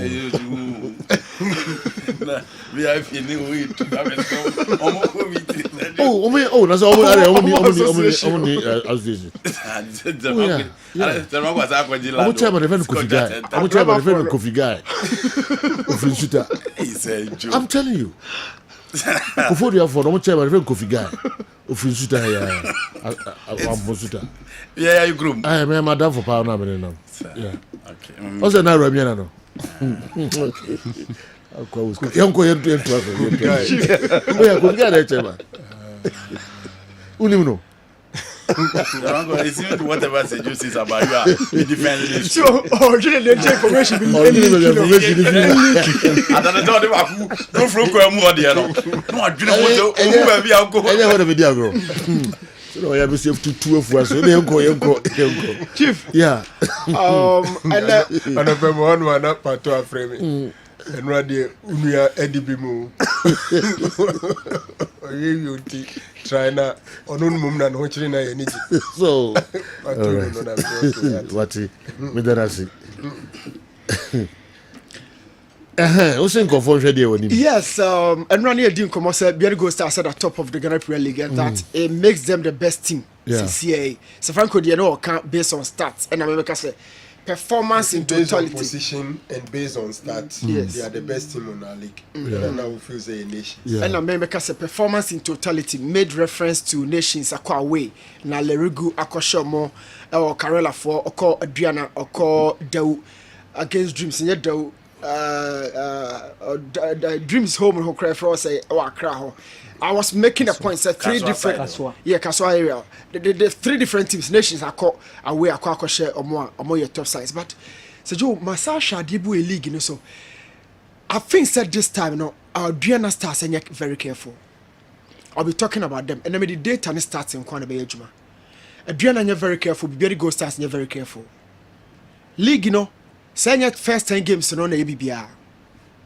First 10 games no beje jo so pa but omo agene ya no mo finfin ho. I've really gone back. And Go Stars baby odananya careful. Ebia ni bronya no enjoy. Top obeda no enjoy no because of the previous precedences. Go Stars are very careful. And Adriana de onya careful traso. because the performances are done in previous seasons, and so to a video and your cry, and it makes a lot of sense why fans are not the letter Babo and Tiana or question coaching on the methods, why they were also calling for fresh ideas. But my key point here and say Ghana Premier League, you know, say Joe, is so competitive, and Gold Stars are not the best team right now. They are on top of the table, but they are not the best team right now, and then a lot of things will change. I say Babera, the 10th fixture of your season, you know. Okay. Na me dey two for kakra. So when they purely data and starting kwa. Who you want to say crab before this? Oh, okay. And the come right na yemra eho and so. And Chino si I'm saying sika nyina akodi investors no ho. And the messenger also remove rough Chino. Maso messenger this guy Kraman. So maybe Udi and Oma maybe. About kakra okay. Chino DB no break. Into ya so dear okay and dinner as a kind of Toscano so Achino uska na binu matino uska senka de try no ne scan edi no nanka bia take akere ati suka graba no and no sen ho kodim too much and no waka se no wakodim ne no wakodim Achino na obete uka and games no games ni deceive Madrid ni deceive Man City dey deceive asa no results ni dey oya this one call for goals and corner kicks win party and rad man for be kompa this is a corner kick baby say no say obi say can you down for no pe no check on him so because situation be say ba down for be investor as all friend check on him so you okay okay me am Africa no take Africa no okay my say ona vua ono nam krom ha no pa ba ko nya ne backward kombolo ono him say bet on share dem twase ono ntwa bet me colleague ba the message bi na aba lecturer ba ko me lecturer ba ke friend Humphrey Asem Dake Wesco on should bet tini era oni na semo me message be pie be asem no na physics lecturer okay and that's and no nya concentrate bi atre was that music I fear album. Wafa is also an expert and a very good advisor in cases one wants to leave his or her partner. MC Bakwa. Those are the about Kombolo. Or say Wafa, he's also an expert and a good advisor in cases one wants to leave his or her partner. People saw ni area na ni kunjaya omehu na tuni pakrono efo. Wadamfo one na Kombolo. Minim so na o tu no fuma. Say na kam gam de putu ate franco de ma. Isi asemu yesi ye bi. So no ojare di. Ye bi ba. Ye bi asemu ya hwe a. Ende kra aduane kra ne kon no no tu de. You so na tu no fuma ni jare di. Na good mood. O TV as na do ma che de ni ma ejai. But also on Casada na Casada. Kakra wakali na. Na go so ko ni jare. Ono just too much serious. You come right here PSG and Atletico Madrid. Kakra na fi Inter Milan Arsenal games no so e was ropa. You come right 5 minutes na fi NTC local stories no. Awa Mohammed in headlines about you. Message is not buy no. Magala review and pato. Send me DM no. Yakoba. Okay. Na my parents. But Magala review onfa. Maybe Sir Franco will just try to explain the 3-term distance. But Magala review onfa facts. Second deserve second term on family in interrogate. Who do the aba? Maybe the media. Send them there by okay. Who jam na me there but why he has no business going for a third term. Okay. Me di Kakra me ni Siemens Heba. Also physics teacher the friend say Humphrey Asem Dake. Asem Dake. Okay. Betting pa say adetia wa on pia ne hand out no no ko school e twa bet no Ghana how can leaders scratch new twa bet so do adetia no ba wa on pia ne hand out no say di ni say ya any asem on be wo class no okay you come ra na Kombolo so na ma chede na ma chede ma jaye all right it is here na ya to aso Kombolo me catch us akwa men ko attack no all right ya ni Siemens Heba e be din ko kakra ba awa Mohammed beba mo videos na mo de ba yi nyina and so ye betie ho ensem kakra Newton Lati Marijata, Ose and they will miss it Bakukra, one miss it at the local stories will have come Miki Subabe Transi na or the Abreye. Ya Boatima, maybe I will be a Mamin Chow and Anope, a team and or Umfashui or Bao Pet Sports, Umfashui Niagro, ya. You do what it. Show who's all right, Simmons Hebel. General. Hey, now, okay, saying. I thought I now holding a coffee. Oh, okay. Do baby, yeah. Yes. Mo bro. Much politicians are more cut more tall. Ghana, politicians bet me baby 4 times. Open to me. Yes, open to me. And that's some good to Sana Obe baby Ghana north, south, east, baby Krobia. Be 4 times and Sana. Mo bre, Sana musumu de nti. Easy, bro. Okay. Then I'm the brain there. Yo, General, but that's pa na ahwefo na etifo so ya mu bibi akwaba. E ba semen seba clinic. Ayi Kumasi asokore mampon. Ayaresa bia enei ya ba ya dia brochiri aba bisi Ghana. Sa dwumadi a ye no remote healthcare no enei nipa pii na nam so a omunye o mayaresa. Enti se onten ho asma ne me kanfo ama se semen seba clinic se even though say you Kumasi asokore mampon ye ni asokore mampon rural bank ni di nhwe ni mu wa wo hwe yen wa utie bia wo atiri wo tamale wo takrade wo nkran anase amanone Cote d'Ivoire nom anase US kra na wa semens se abrochire na ye de abagana no remote healthcare baby a wo bia semens betima hwe pepepepepe ti se de wa betena yanim na ye diagnose no de tene se semens se ye hono ye proper diagnosis and analysis e wo yarem ansana ye de aduru account anase bia therapy bi ne wo se ye ma wa ya ma wo enye se wo ba semens na semens for wo ba wo so yem na ye ya wa so yem na ho na ne ahase ne ye ma waduru because ye yem na ye ya ene ma pi ne betima ma ye ma ye ya wo yi se ulcer no kra no ne causes dos anase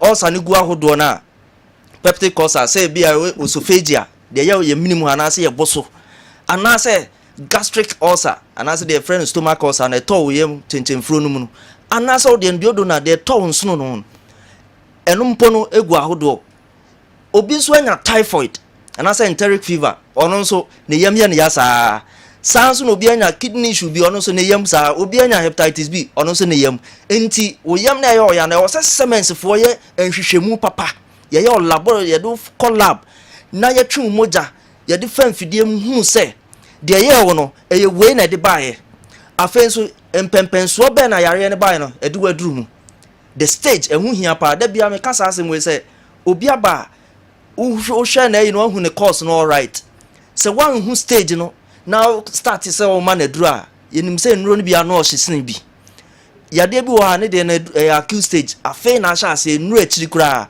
enti nkoma na duru a no o hye ena bi won so a na akọ chronic stage a no ayeden enti wo so o ma na duru a no o hye na timi akumu ano enti wo de na eye ono ebede na ehu eno na semens se sa na ma we yi afro enti se wo hwe ye fra akiri no de esi won se o frɛ a ye be mu akọ lab no akọ ye lab no ye na ye be kire lab a wo be ye ena ye na ye be hu se aha na wo enti baby say na wo so okọ ebi a government hospital a accredited na ye be mu akọ no akọ ye lab no ana se laboratory akese abe ya ye ji omudi no ye be mu akọ ho o ye lab no wi a on be send lab no dia brain na fe ye ya diagnose no ye be diagnose no ye be frɛ so wo amono ne ana so wo akọ betima for video call enti eti said de wa betena doctor anim na doctor ni udi nkomo no pepepe ye wi a enuro no ya pass no kama eno na ye nam so a owura bi a sabi watena Germany for so many years no enya hepatitis B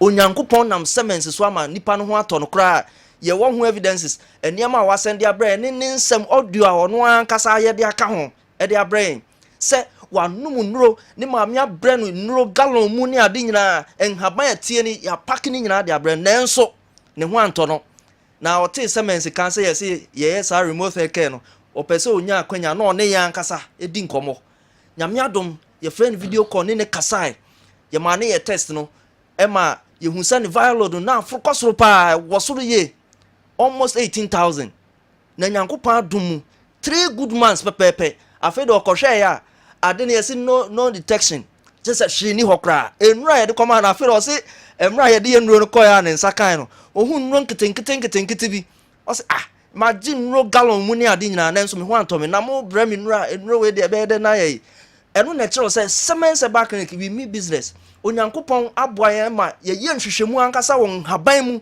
enuane a wodi bi wɔ afie mu no yakeka ne nyina abom de yɛ nuro afei so yɛkyerɛ enuane a wɔ sɛ wodi enti yadeɛ bia a wanya bia no so fresh semense back clinic semense for ɛbɛboa wo na nso watumi anya wayaresa meka sɛ bia wo na ase ataatai umfin yɛ ɔya pa dendenden wo hɔ na abofono wo hɔ ma fe wo skin no kra sesa kala me pa unhunu de yɛ wo anasa wo de wo wa yɛ nhwehwɛmu na hu sɛ bia meka sɛ hepatitis B infantna hɔ semense back clinic sɛ yɛ bia yɛ apono de ato ama frɛ yɛn na yɛ nin kɔmɔ na yɛ mwa wo na nso ntimi nya wayaresa meka san sɛnkyerɛni nyina no obi nso anya typhoid nsɛnkyerɛni korona na ɔno nso nya ama ne sisi yɛ ne ya dendendendendenden baabi a wɔsɛ ɔde bɛnya ɔyaresa ɛyɛ semense back clinic adentina ɔtena hɔ na ɔtete wabra semense betumi aboa na ɔyaw ɛne ade a wofa mu nyinaa no afei obi kora de ayɛ ne sɛ sabi ama ne mɛma sɛ mu nyinaa ɛkɔ fam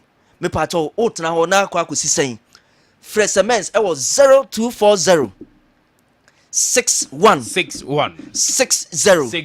61 0240 61 60 and I said 0530 123 996 0530 123 996 and I said the Teresel phrase 0205 57 35 o fresh numbers nyina anu ye bia wo pe bia enuro e na wo pe free ho bia wa ye test ye be mo send test ni dia brain ye lines ni nyina ye WhatsApp line o send test ni brain a ye be hwe so ni diagnose ya frew ni diagnose ni send unuro ba bia wo bia say ya ma no ne ye be pass unuro no kama e dia braw e Ghana ha ba bia ka ko bia de ye betimi di unuro na braw na me ka say e bia wo de no enye typhoid e na enye hepatitis B a ya ka ho asemi wo de ne enam nsan ya de ahodo ni bi gonorrhea syphilis chlamydia genital wart ama wo tete herpes simplex fresemens na semens mo efri se yen ne wo ho anu ye ana wo de na ya wo ho nsensem hwe enei enkosmo bi ba ma yen tete wo yen ni watem wa bra semens se ye kire wa aduane bi ama wadi asa aduane ne betuma boa ama wo ntafo adenti na wo tete na semens wo ho a ye boa nkofo na triplet sisi a ye doso ntafo doso wo semens aso ye frey stroke anase den stroke wabubu egu dem anase wo do dampa so wo ye ho hwe anye ye wo te hwichem wo sabi wano achim wo ho impampan kora wo nte untimi ma nsa so bra na semense moa ye ye nhwehwemu ne ehu ade de baaye say ye pressure anase diabetes bra na semense moa afa ye wi physiotherapy ni wo ho reflexology wo ho afa so therapeutic massage ye be aromatherapy sane ma we nyina ye obi sona bag nso wo ho a wo be hyemu a bibia wo a wo nante kakra bi no abra ni nyina wo ho e be boa wo afa osisi ye wo ya dendenden no bra ni anya office papa na afa ye ma unupa enka ho na nso nya wa yaresa memo number na last na me nya ma Dr. Gan 0240 61 60 61 afa 0530 123 996 0205 57 35 Dr. Gan beto aso amai Sergio doc be chia wa hwefo no watiefo me ba fi ache na Sergio de omni de bia doctor ba na e ka enema pa e koso ofie last 2 months the doctor kan na me kan wi ne e ka awo ho asem se awo ho aye odin pa de en hwe bia se semense ba Sergio last time be ka se oba ni okunu bia na awo ho asem ti o ma ba na be ma na ye hesitant se ade ni firi oba no aye hwehwe ma ehu se emfiri oba no be ma ne ba na efiri ono no kwasem se Sergio me no ka se na doctor ka ontumi kan ye no nyame asoe ma me no ye ka se ya ma se so afa ye funa wakɔ nanimu pa nyame atwe na Sergio wawo ahenasa 3 as I said no ye first year ya yama because do na single bond but we de wa ma miensa bom atego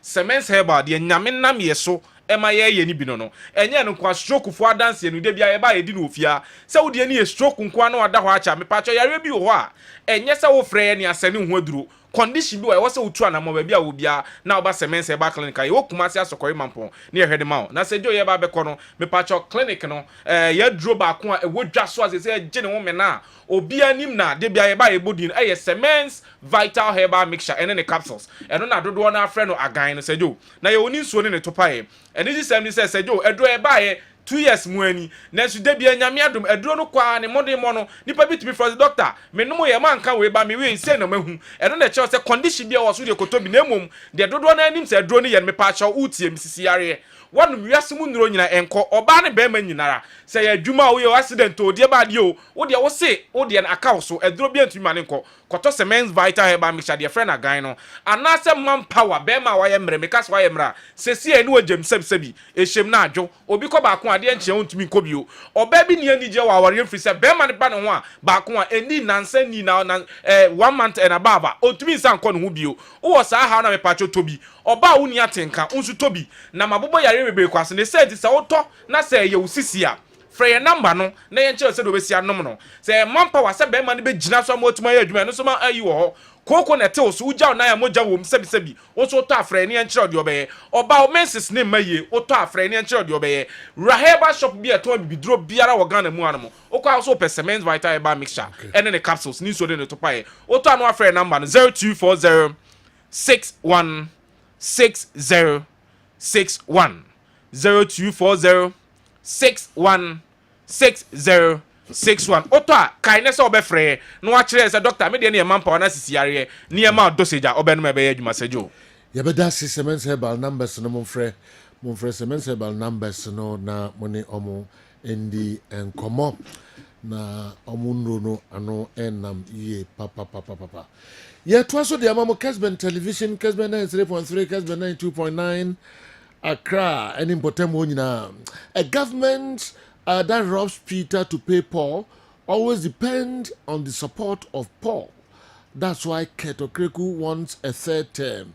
He's created a niche within the so-called football people. Otuo Barima and a message ode abraying. Me free Otuo de ho na mako de etwaso and ten Tom and de ebai. Good morning. Sergio and the crew. Special greetings to Franco Naro and my boss on the camp. I have a keen interest on how Newton is going to analyze his Gold Stars team. Please do let the team from Siemens Heber repeat the medication on the Twitter plant. Is it true that the root for bitters is good for manpower? And the plant for tea is good for sperm improvement. Please let him repeat how it's done. Too bad, Tom. Siemens for no. Sorry, a conti next week. Not what they about earlier. Not for yet making candy. People are seriously praising Amorim, but looking at Man City's lineup, deserves what? Well-deserved defeat. Okay. Pep Guardiola sometimes overthinks, and that cost him yesterday. So United fans should notice this before Pep destroys them at during the Manchester derby.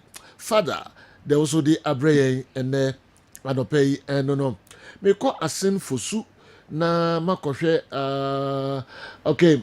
Ask your pundits if anyone has out. Please let him send it to me. Because I'm in deep pain. I'm a taxi driver. I don't have a car to drive. Please help me. Asim fosu and Nibakono edi we free a buy. All right. Sergio, nyame boa after this weekend, week na remu international break na various countries ebe rapport up or more AFCON qualifiers. No, you read the last two ends of the games, you know. So nyame boa 15th yebe ball against Angola. Ewo the 11th November stadium in Luanda. Na 18th yene Niger for no ababiwi ɛwɔ Accra Sports Stadium. Na 6 games of the AFCON 2025 qualifiers, you know, abane wiye. Na interestingly, the Angolan manager, Meka coach Pedro Gonçalves, said you were name ni 26-man squad. Omobabi share the Black Stars. Ewo the 11th November Stadium. This was the coach who handed us our first ever defeat at the Baba Yara Sports Stadium in 24 years. And interestingly, it was time added on. And now, share that game go now. Omunya na omudi BTA by go to nil. Ama subsequently yentimia wini so much matches I boy in the AFCON 2025 qualifiers, you know. But interestingly, one player not on count during the last time omoye collapse, you know. Former Spezia striker Sisi Osina Kain Edema Fiorentina and Didi Mbala Nzola. He was one kind Angolan striker who was rising up through the tunnel. Ewo the Italian Serie A pa or Cologne kakra ewo France esa babak and injuries ebehan kakra, and he's one of the experienced Angolan players. Mene okasa obeka somoye top players playing in club football ewo Europe. Oka Mbala Nzola, Oka Zito Luvumbu, Osina Kain Edema Cagliari, Obeka Clinton Mata, no so Esina Kain Edema Olympic Lyonnais. These are top players of Angola who are playing at the highest level of football. Among the top 5 leagues in Europe. Now, interestingly, for Angolans, they are done and dusted because after those round of games, we winning. So, they can't pick the top spot. It only behoves on Ghana and Sudan. Say you better battle out for the second spot. For even Sudan, they just need 1 point out of the six points. I am in those 2 games.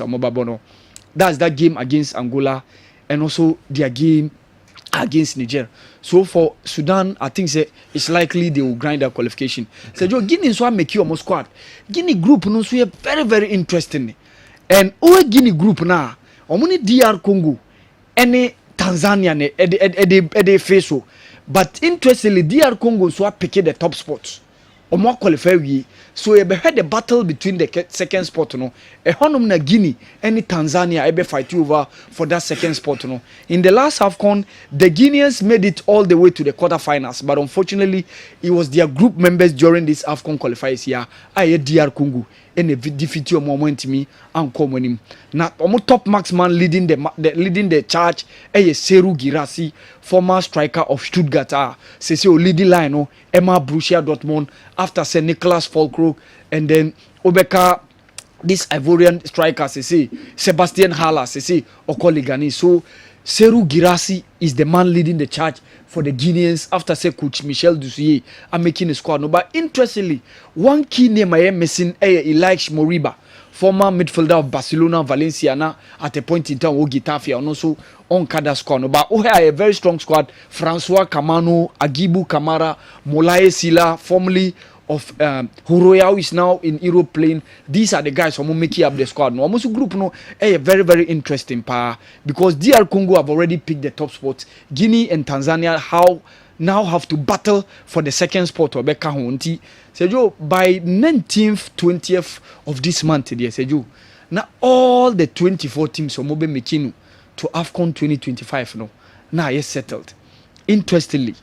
But honestly, it's likely say Ghana, it will only need a miracle, or it will only take a miracle for Ghana to qualify for the 2025 AFCON. Sergio Enwa, Orlando Pirates, their 1-0 win against Richards Bay, no, Amama open a 6-point lead in the South African PSL. And one thing they are pushing is that they want to overthrow Mamelodi Sundowns, because from Picho's time to Rulani Mukwena, Mamelodi Sundowns, the Masandawana, have been dominating the PSL, winning the titles, 7 league titles on the bounce. But this season, Rulani Mukwena Koeno, Stefan Confela, and then Mankoba Ngiti, NB take over. And Orlando Pirates with Coach Rivero are getting things right. Yes, who the likes of Evidence Magopa mo, si Timba Sibisi mo, they are doing marvelously well to make sure say this time around they will grind up or get the league title from Mamelodi Sundowns. And Evidence Magopa, the one who was leading the line for the Bafana during the AFCON 2023, I call so Cote d'Ivoire, or no, and shared the only goal of that game. It was a rebound, shot taking, or more Meka Richards be goalkeeper no punchy bono, and a better Evidence Magopa him, and or the bono. A share at Tenenumuna, a quiet 1-0 win. So I'm more opin a 6-point lead. Honestly, I want them to dethrone Mamelodi Sundowns because omo dominance now, omo there two, omo some there to the South African PS in there. Say you adore so do. Adore so pa. Okay. And interestingly, say you Sunday Oli say Nigeria must make sure they qualify for the 2026 World Cup. Now it will be a big blow if they fail to. Since 1994 no mo shasi ekoye. They went in 3 consecutive World Cups, 98 ewo France after 94 no, 2002 in Japan, Korea, 2006 ewo Germany omo qualify. They came back strongly, went to 2010 ewo South Africa, 2014 in Brazil, Russia 2018, and they failed to qualify to the next World Cup, which was after 2018 and Qatar 2022. Now, say this time around when Timian qualify as a big blow, and that will be 2 consecutive times they fail to make it to the World Cup. Where the energy, the zeal and vigor remu into or more AFCON qualifiers now, and yet the same with regards to the World Cup qualifiers. Yeah. Nigeria after 4 games in the World Cup qualifiers, we need 1 game. Okay. So more chances of making it into the 2026 World Cup, very, very difficult. All right.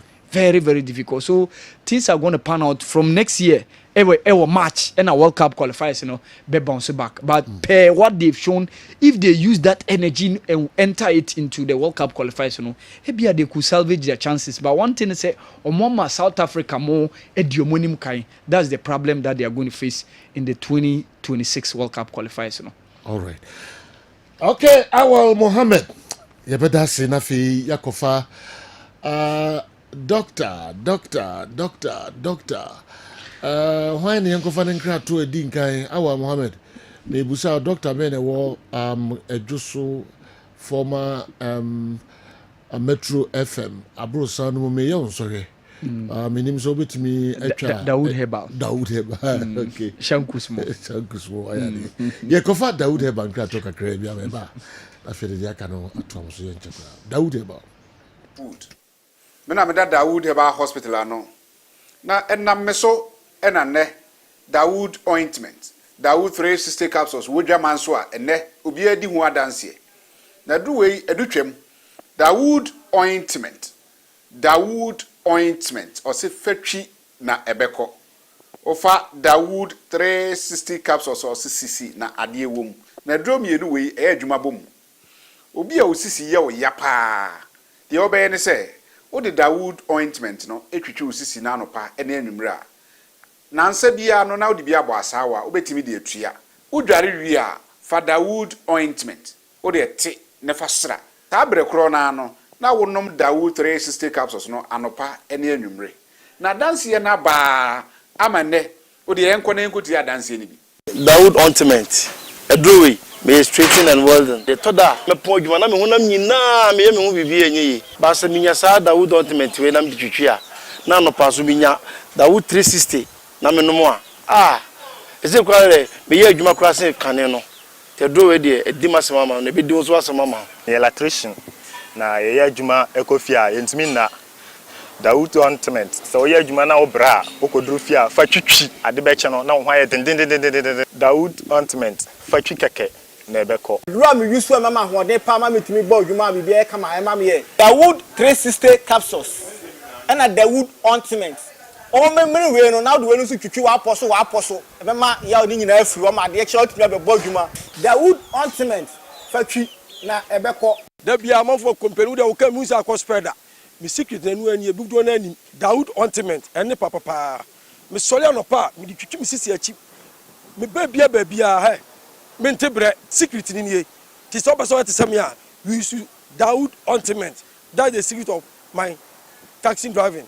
Me a transmission gearbox specialist ejuma mi ye en kan na mi pega dia na mi nsakura ntimi pega and I say me ma dey so na lock me sisi say free say me share Dawood 360 capsules and Dawood ointment aboa me bebre the dry you so amente ya mente blebia obia mo modern so betimi apɛ Dawood ointment and Dawood 360 capsules enya bi ato odofo se wate bi aduro ya me ka ho asɛm no ɛno ho adanse ɛna wɔnom adi no ko pharmacy ɛbɛn wo herbal shop ɛbɛn wo na kɔtɔ Dawood ointment Dawood 360 capsules na sɛ de nkrɔfo di ho adanse no wo so bedi ho adanse wo pɛ sɛ wo frɛ ya ɛno na wo screen ase no 0244 88 64 37 na 020 168 1717 baby a yeton aduro wo man Ghana mu bia no o de wura house pe Dawood ointment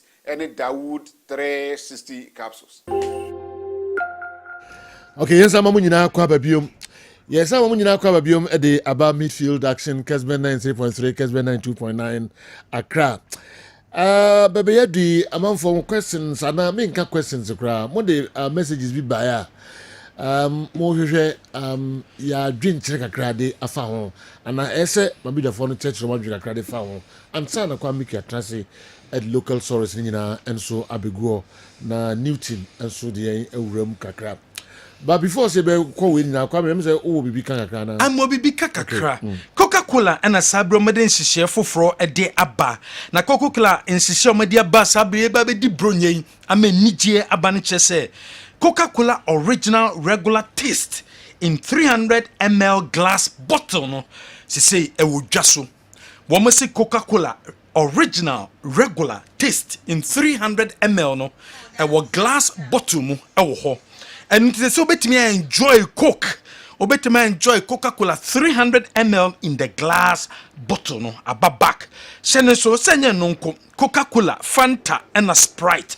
Ni nyina no ye wo 300 ml e wo ho a se say no e wo glass bottle mu. Magic price na say magical price no e 3.50 Ghana cedis. 3 cedis 50 pesos. Ukuta 3 cedis 50 pesos obetimi enjoy Coca-Cola in glass bottle no obetimi enjoy Fanta in glass bottle obetimi enjoy Sprite in glass bottle enunti any gathering bia birthday party engagement any inshemu bia we bia no obetimi enjoy Coca-Cola in the glass bottle no for 3 cedis 50 pesos. And no kwananche, one day a year 300 ml no recycle a year bottle no swaba. And no what bottle me feno pet malt no your friend pet a year coke no. Na sa pet coke no one bottle no e just 6 Ghana cedis pe. And it is so any gathering biano in shemudiano se hobe da a year coke and also bia in binum a Fanta a year Sprite and also be in binum general. Okay. Enti Andy moma yenhwe ensem no mu kakra Coca-Cola eno na obia enom atinye bia ene ho. All right, ma yentie mo kakra emfa nsem amanfo de ba na say Michael abebi onema e de message bi e ba ya one no enya adwene minima de kunta one enya adwene so wo tre wadwene on fat ne facts kire say facts ben ya. Oh, you know, I remember how my good friend Andy made things so simple, analyzing Madrid and Hanyano. The second one, no, and Ode and Obaye. Lastly, Ntofianku, Lawyer Ntofianku, I want to know whether it's hatred for Ket or what. Are you really saying you haven't seen what he's done? Wow. Ket needs a third term, and if people are to judge him over the Black Stars, what at all do they want him to do? Whilst we all know the commitment of the Black Stars players for the national team is questionable. In the commitment level, no, and a work from and then my Black Stars and perform. And you know, the undeserved third term. And I never episode. You message you yeah. Okay. Yenny Black Stars in Tunche.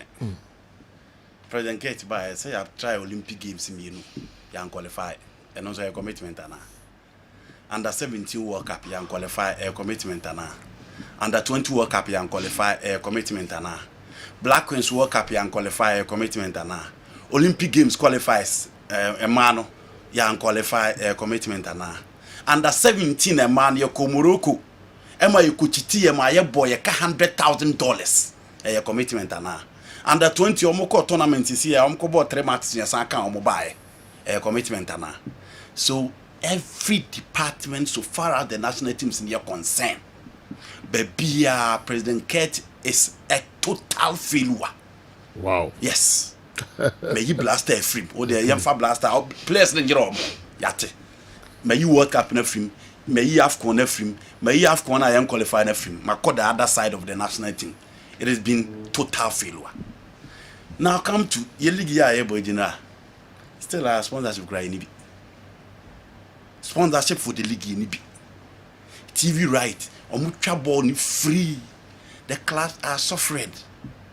Clubs ni nesika omunya a penny from TV right omucha the free na hona ana say omutua sika na ebia ye na yenim ema public knowledge omutua sika free. Clubs, sure. Clubs they okay. Obi a no fa dey free no. Obi tuma ma warning so na kuta right. Enti no ma obi a metwa apart from say one na be transfer age to me na free no home. So mentia say. Okay. Start times. Na omutwa. Okay, omo na kuta right no. But start times na sika omutua no 1. Em say na eka bibre wom. Is it close to $1 million also. Eka bibre wom omutua kro omuntua de ye. A cabin woman, no different from them. The better no de akakoma obi a na otwani better. I kawuma or sika no betria. Okay? E de akakoma obi twa free. Me nim tum say omutwa free. Me no sure. Young fan say omutwa free. The class have not benefited from it. That is my point. O the young fan say every no kura GBB. Minim. A better no agi ade na free start time and no twa far better. Even though no problems kakra wo hode, okay? Ana e kawuma no tieska but na kawu. Akoma obi a wo twa free. I want me twa ye. Where is that possible? It is possible because the clubs are extremely weak. Obi esro so obekasa. Obi esro o kasa o nya visa du kwai. You know you won't talk. Oh, here na okay. Here na okay. Discussions. These are facts. You know enough fact. Kotoko American. Oma clubs rep 4 so omu ni etiri nkobi enye no anko be ko America. These are facts. Enye fatana enye fato bin dispute ma menhwe no say clubs na there before so betu kwan no e say unya FA mpanimfo eka ho o club no lead delegation. Yes, leader of delegation say you know kotoko Sudan intine say sanko na unya visa and I'm saying na opportunity omu get for clubs sanko na omu be die ni mo no so work clubs no enchire say but club be to kwan FA mpanimfo ka club no. Okay, good. Yes. Club mpanimfo to kwan kotoko Sudan and kanipa 4 from the clubs they be di kotoko some leader of delegation. Sakotoko Sudan. Sakotoko omu to kwan ko Africa. E nipa 4 from the FA na omu obi mam evidence. Sakotoko Africa na omu ko Congo, omu ko Sudan, omu ko countries e wo Africa ha no. E na Ghana Premier League class 4 members from those classes in Kotoko. I want an evidence for that. So the club cannot talk. The facts are clear. You know, the entire Europe hono. Ukoto Abama Richard Masters. You will be fighting for your club because Richard Masters don't mean for Uncle Germany. Don't mean for Uncle World Cup. But so Ukoto Abamba the FA president, they do say a tournament here. Or your club rapper who been the opportunity to be part of the national team. All those areas are the reasons why the club cannot talk. Na you know NSA. Yeah na yeah to obey you say be so. Yeah say be so.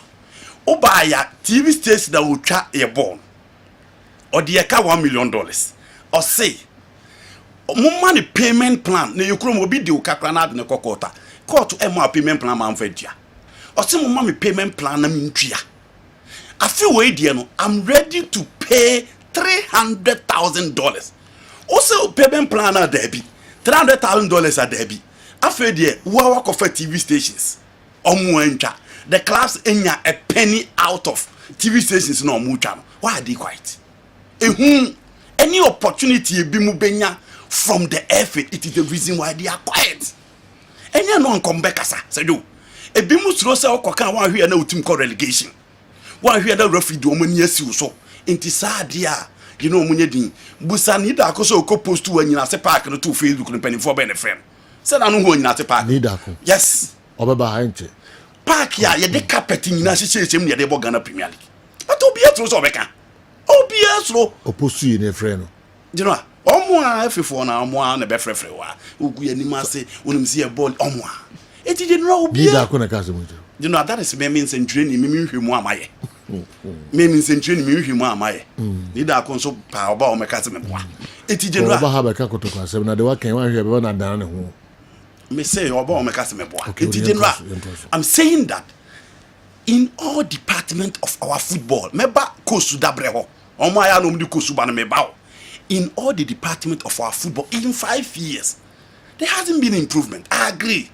Kadam young referees to nurture referees now will grow to be part of the group no why are there Pastor Joe say referees ne baso mo ba bi di ball no ne ya bo to week 9 na ye ntwia omo ka Kadam young no mkosua gu kwa because ombesa ba be turning into referees na omo jisika wa anas expose ho because obana ba bi di matches a dinwa referees ni dey ntina the referees ntimi nkasa obian so kokasa say pain asemato unya match bi oni na nkanesa ya Ghana Premier League awie abo 34 matches ya wie ya the referees ka 10 weeks ya saba be start league 9 weeks still I send you referee foka the be a referee for no kokodi matches now ba be catch them so I academy young referee the problem of officiating was solved that's all because obu free from no graduate to be part of the Division 1 to be part of the Premier League at the end of it they will not be paid. Here are some reasons why Ketokreku might deserve a third term as president of the Ghana Football Association. Number one, strengthened football development programs. During his tenure, Mr. Ketokreku has pushed for grassroots and youth football development, aiming to build a stronger foundation for Ghanaian football. His leadership is establishing the Catch Them Young refereeing program and other youth initiatives that have shown commitment to nurturing local talent. Number two, revitalization of domestic leagues.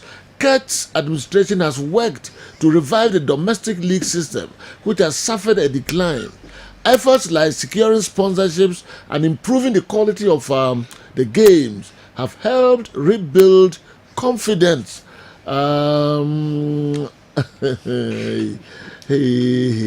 Okay. I'm saying,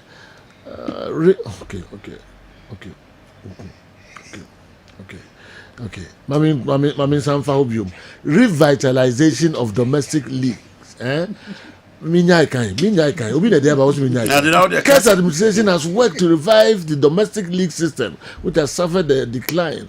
Efforts like securing sponsorships and improving the quality of league games have helped rebuild confidence in the league and attracted more fan engagement. Edosun Ruben Ofori Edosun pa I'm say otache on enhanced transparency and accountability oko honom eno so wa nti mitimi nhwe ho nyina oko international recognition and influence oko ho KET's reputation within African and global football circles has grown, enhancing Ghana's influence on the international stage. His involvement with CAF and other football bodies bring more opportunities and resources to Ghana football, benefiting both players and officials. Okay, number 6, stability and continuity. Okay.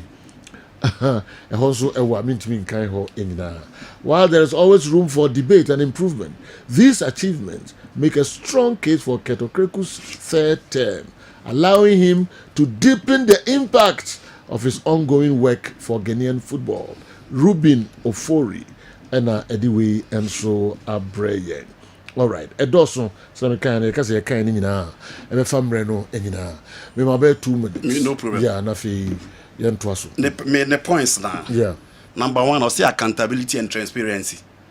And the league now, yeah, clubs need to combine from TV rights. So where is the transparency and accountability? And you dream. What because I mean metwem. Same na make. Okay. Me metwem. Okay. Ghana Premier League club a wonim sika obenya o TV writing can frɛ na cancer or Kessben. Nti me metwem. Enhancing the local football. Ayi ni ho video ni ho ana omo nyimfa nto TV ne so. Ayi ni ho video no se wo ha omo mfa nto TV ne so. Na omo show how the local football has developed. It has never developed. Your clubs in Africa, what has been the state of the situation? Inti, your local football has not been developed. Now, coach football. KGL sponsorship, omo catch your clubs and say they will give them 100 base, football and boot. Coach clubs in a muti me. Mo amon saka babes ni boot ni balls no mon frɛ wa hana mon kyerɛ. You know, metwem. Again, almost I say on almost build no. They build to suit their own teams. You need an under 17 call up bar. In God we trust. Kofodias imperfect. Dreams, still believe, vision, omuncrophone. Sir Omwa, the call up is just centered on teams that belong to ESCO members and leaders of the FA. Until you don't build the course and tell people that you are developing football. Why you are developing football to suit your own people? And the fact is that Moody suit to Mohono. Yentimin qualify for the World Cup. Yentimin qualify for under 20. Yentimin qualify for under 17. And someone was talking about stability. Said you, Blaster and Kwanya for how many coaches? Blaster and Kwanya. Your first 6 coaches in the last 5 years. What kind of stability is the person talking about? She under 23, she under 20, she under 17. From Coach Ben Foucault Bessin there. How many times they are changing coaches from the under 17 side? Okay. So there was no stability. What you know? You know all the points no raising some local football, stability, Ghana Premier League, enhancing football. And I was say the influence Africa continent now by football. President Kett is the president for Wafu Zombi.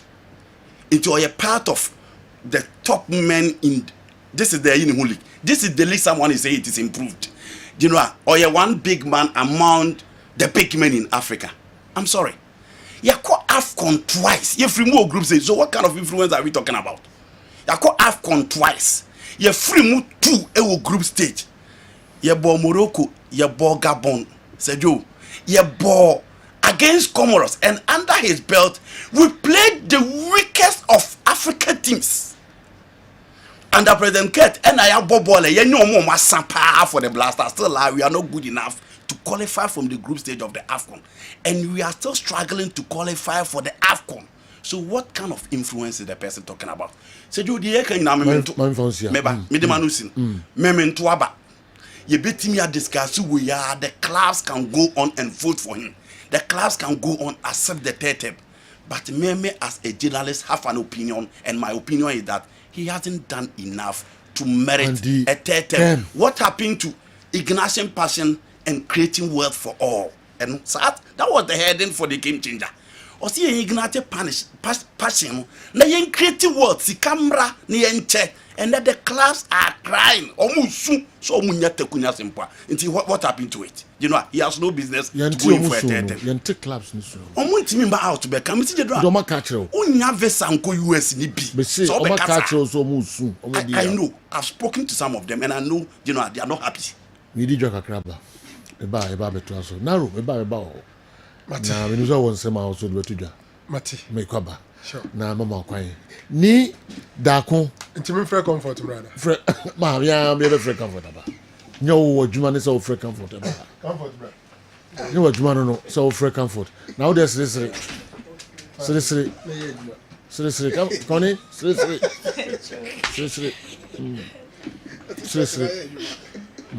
mo order the cho okay let's see ne de oba ha na ru ne de oba enyo na de me ba say jo okay piwak me baba what don't worry ani Sergio boko ya fando sa andi di assembly tools na me kwaba no yi ano ama me ose ma yede ose odi anyinase pitch no koto social media no mpenifo bi frefre e wo ho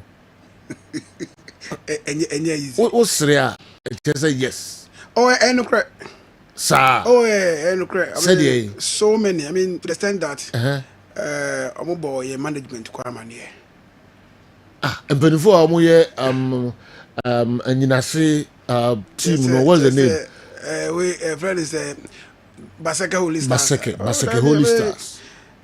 Management. Holy Stars mpanifo the free one. I don't know, but no, omo dey omo kwa dey omo frame, but he for the free. The football people here. Esco for, and as F4, and clubs no. Be Esco, I mean, friends of the football, man. I'm more for said that. Me a member of the Ghana football until be near was say me ba. Na ye can't want some instead say me be social media. A whole lot. To the extent that me management cry no umbo management man yes. Protocol management. Oh yes. Wow. We now can't want some no pitch. Aye. We. Sa pitch we boss of football and me post no can it wasn't meant for only Kotoko players, but I made a general statement saying it's risky to allow professional footballers to play on such pitches. And if you when now hot green woman no a normal room carpet and I there are patches no also into where you can for Premier League or Ghana no ko bobo we so na me ko kan esi my ebony. Club lines in Vajatum. Say a mobile suppose no I remember say Dr. Kwambani Akobeka say of late no omo adwuma no limited nti enye womo na omo approve such je na approve almost say it goes beyond that. I see. Mami come right na yebetwe enkomo comfort Sergio piwak mo na mo de 3p garlic mixture aba edwaso amam for train then now they bring you see a drone there is papa to no mfa kakranka sinya for so mfa kakra nka ho na drone there o ma dia tumpa okay yenti we na de bring me chia etiefo ni ahwefo nyina anape e 3p garlic mixture e free piwak natural health enti ena me wa ha edro ni edro pa se de sejo edikan aka no na se de bia na ebo no ye 1 November ma ye ko December m de na epena mu na ye kwa akosi no enu nti edi tipa ye ne ewa gidigidi pa ena aba wo de pe 3p garlic mixture bi na no nom ni nyina ebetimi afri ho eye garlic kroje anketwade kakra ewo kakra ne hahama nyankopon na abo ye no wabo doctor amani nimde ye no wakeka bom edi ayesa edroi edro ni ye ntinim akomam ni mojamu adwuma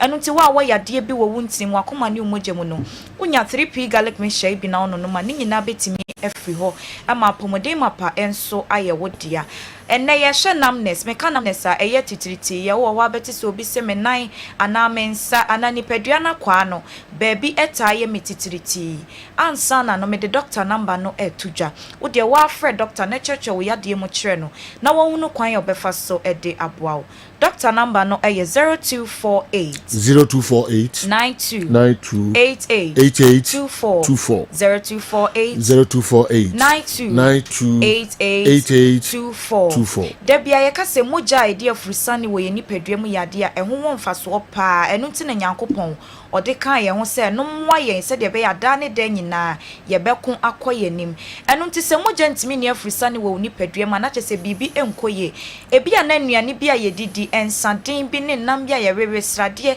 atwonchum ntini na sisi ntini nim enu nti e ma moja ntimi ne frusani enko ba bia sses eko senya saade a ebi ana bibi na ekoso nipadua no enu nti na moja ntimi ne afrisane enu na akofa sa titiriti ye no ede abroni nti wo ho anoma wo se ne nan ne nsa ana nipadua na kwa ne baabi eye ne titiriti ubono ana wuti ne kura onte eho hyehye no ase ye din so hye ana se moko egu ho se ananse acheme ananse nso onye police na wachew ene sen ebi a wo ye obi a wotena se fa akoche pa ansa na wasore watena se ne be chance na wasore bonsa wote ho no wote sa wonan no emu aye wodududu aye otitiriti wo ka ne kura enka ni nyina ene kofa sa oha we nyina edebreye no nti wo bi a what experience sa niema we nyina bia wo de pe 3p garlic mixture na no nom ni nyina ebefri honom ana obi a o sha atade a eche ne pa wonim sa ade a me hye eche me echechere me ho be kere me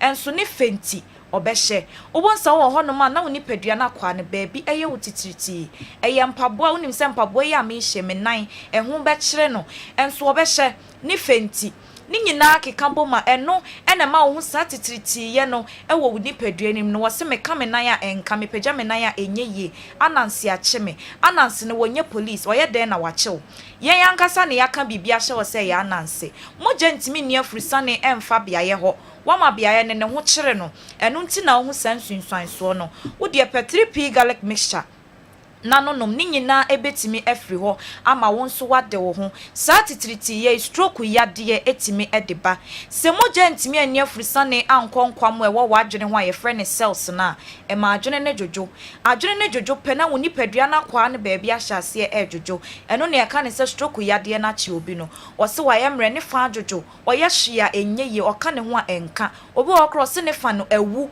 na kyese ehwa ye titiriti on feeling ni ono ankasa ne body no on fili uba na wante uti na onte stroke yade etime deba 3p garlic mixture etu stroke asifri ni peduanum eno nti wo ye obi a wo stroke yade wo ni peduan afi na ehase ananse mpo ahase wonim se no na de wo ko owu ma misra edro ne 3p garlic mixture ebeboa wo eyi sane ma ni nyina ede afri wo so ama wo nso watimi ade wo ho diabetes yade e frɛ ne se siche yade eno nso time de satitriti ye no eba edro ne 3p garlic mixture garlic no wono ma enje wanum enya wo hwe wo de pebi no nom oba wo betimi anom be ma wo betimi anom ebeboa oba prostate ne ho ban ama bibia egina ne naso wano edi amaw wo de pe 3p garlic mixture efi piwak natural health ne bi nanonom wankasa obedi adanse ama afoforo nso etu eguso wo ye obi a wotena se a wo ka onan to so a eche pansa no wayi onan wo de wonim sa wo bo life wo ye sa no wo won se moja ntimi ne afrisane emfa bia ye ho eno ntu bayi wonan asi ho no na wonan na ye titiriti emu ayedu ose anansi acheme eno ne kofa asa de ne bai that moment na wo yes an moja no entime nkom mesene onan no ne ho kyere no woda wode wonsa beto oti so ansa no wada ansa mpo na pillow na da ho no do ti ato so sane ma ni nyina obo nsa obe sorry no na wonsa ne mo aye odududu aye titiriti mesra wo de pe 3p garlic mixture nanonom ebebo wura ni peduanim ebewura wuntinim baabia sese ekobia ebewura na atwetwe efi efri nroban ni ntini ahodonim ama moja etimi ade afrisane na wonso watimi ade wo ho baabia wo bia me sign the doctor number no etudwa wo de efre doctor wa cheche yade nim ekire no chiremu efri ni tiri sokosi ni nan ase na wo wono kwan obefa so ede aboawo number no eye 0248 92 24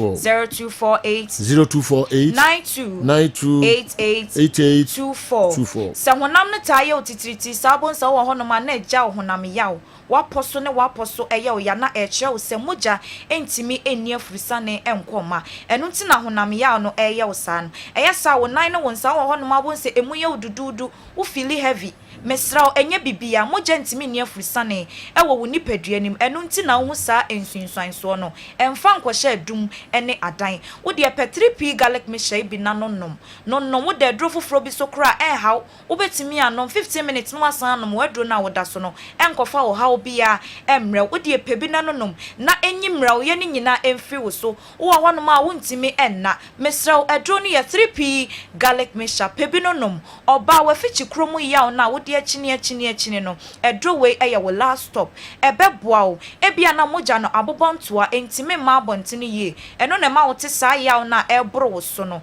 edro no ye 3p garlic mixture wo de no emeye wo de mesrawo no bi bonso ni nyina ebebe ye de sese epia bonten bia ebe free aba bonten ama wonso wade wo ho waposo ne waposo ene ye wo ya untini mu etwetwon wo nam nyina eye wo ya mesrawo edro no ye 3p garlic mixture bebia wo bia betimi anoma enkofa ohaw bia emro na edro no enye na ewo pharmacy shops ene herbal shops atiatese ewo oman mu bebia enu ti bebia wo bia betimi enye bi ato wo de soma oba no nko drugstore na wo wachire ho no wo so okwa ope 3p garlic mixture edro ne so koto na wa hye ne nso ewotoam garlic eda ho ne nso eye kokko enye fufuo edo ne hyewa epai enu nti sa wokọ na obi fa plastic rubber bi ede ma se eye 3p garlic mixture ni bia wo so wo mpe no wopɛ de free piwak natural health no ɛwɔ toam ɛhye hɔ a ɛpai garlic ɛda ho ɛyɛ kɔkɔɔ ne ti no nso ɛyɛ kɔkɔɔ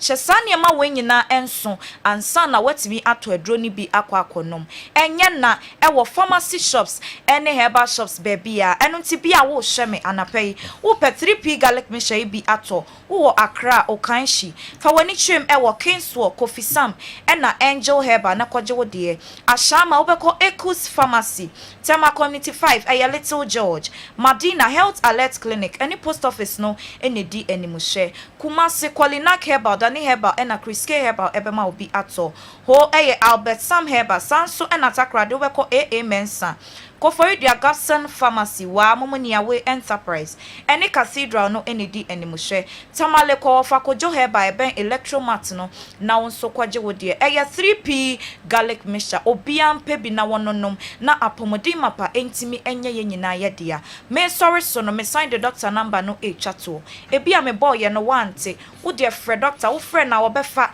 obetie wo yade bia wo de baabi obebo ama wonimde na wo hunu kwan obefa so asi ano number no 0248 92 88 24 0248 92 88 24 Sergio Medemano Bisi comfort yeso yebedase na fe uton rono na ohwe ohuso ye aka ho ebeboa wa na me kansere na ya ebeba manim na fe na bia odi sun ni ade ebeba manim na too late 3p garlic mixture comfort na yatin nkan na wo say na be sign o atransibium mo friend numbers no na mo nimpanifo no eni enkomo 3p amanfo agia tum say eka wano pa na wonu say yes ye ohunam no emu adwuma ye papa ye to aso de amamo Kessben television enche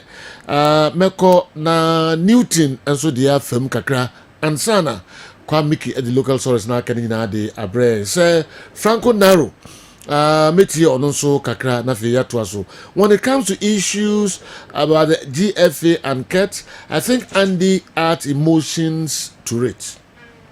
Andy, please talk about the positive things about Keto Kreku. And again, remember, most of our MPs are elected by delegates and non-members in the constituency.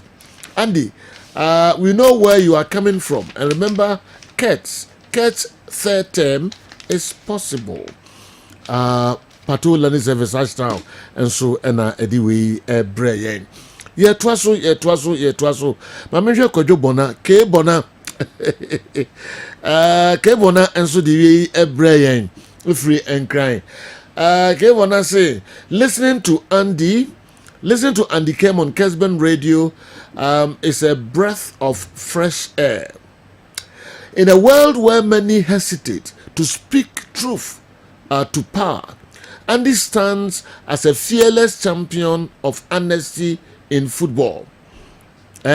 He's never afraid to challenge the status quo or highlight the realities others shy away from. Football fans, we are lucky to have him. He's my guy. Kojobona, anyway, free and cry. And Abreye. Namanunie. Okay, you will come watch him later. All right. Sir, narrow, dear. Okay. Minim se Newton lati marriage ata I ready. Memra meba na mene ni da kon enso edi enkomo. Minim se wo kasa no still am for from ani. Sajo onim. Dia me person pen 40 ase ne se. Yeah. Ye mu bi wo hono football ye pen yie pa. Sajo mi be bia ni ho a eka se ekobo Premier League amenko bi na me konso a enya kotokonko na me concentration ewo especially when I'm in the stands me hwe dia ekoso bia na maka ho asem enti ma empenfo ni especially the people around the decision makers no normally no womo na eya omo hu say we are enemy to those in charge of our football, but it's wrong. Sergio, it is totally wrong. Say ubeko baby no makoko hu idea sebio se eba live television so a ebe ha adwen eti ye ba na ye be ka ho asem a they should rather see us say ye pe football ni yie enu nti ena ye hu sa niam na ye tumi e ka ho asem rather than to see us say sebi o ye sabotage obi ana say ye mpese Ghana football ebe koso e ha adwen okay because last week when I was approached management approaching me say say post na me ko ye no enye na ha adwen na dem say oh me mom caption ko am I said why are we doing this to our football man can say why are we doing this to Kotoko okay to generalize no yes why are we doing this to our football why are we putting the lives of our players in danger I made a general statement because if you park usha and Kotoko players in Gwan ejina so I mean Holy Stars players ejina so be Kotoko the same pitch yana assistant line 1 ball bar okako because of the nature of the pitch in Intino went to me in rear ball you ball assistant line 1 on one sanje corner kicker ye share go against Asante Kotoko I deny that train maximum points no enti say who side there we pitch when ebeje side you ask say astro tef na ya sanction say yembo professional league e was side there we so na wo kono ko ho a na ke say dodo na ko ho o e na dodo anso nim say enye enso mo sro say wo beka enti ni da ko abeka eye Kotoko nti we allowed until we say yeah bo management amane na we free I mean there's a crack but we move on to baby I want to na no the one before this the bar before this one just look at it oh Shadi da hoy me say a normal room carpet what you say and boys number ball no was no emwa that pitch na o eta two na why tattoo eh and yes is a friend saying takwa ana me ho eben takwa do distance na say na so na no pitch no nye enye what you say nti me be kan say makoye maye boni bi I don't know all right Sir Franco Naro general yeah you see Kofi champion so che ne mu be 100 and ke be ya ngwa yim gitin ne bi kwa oh ni me oh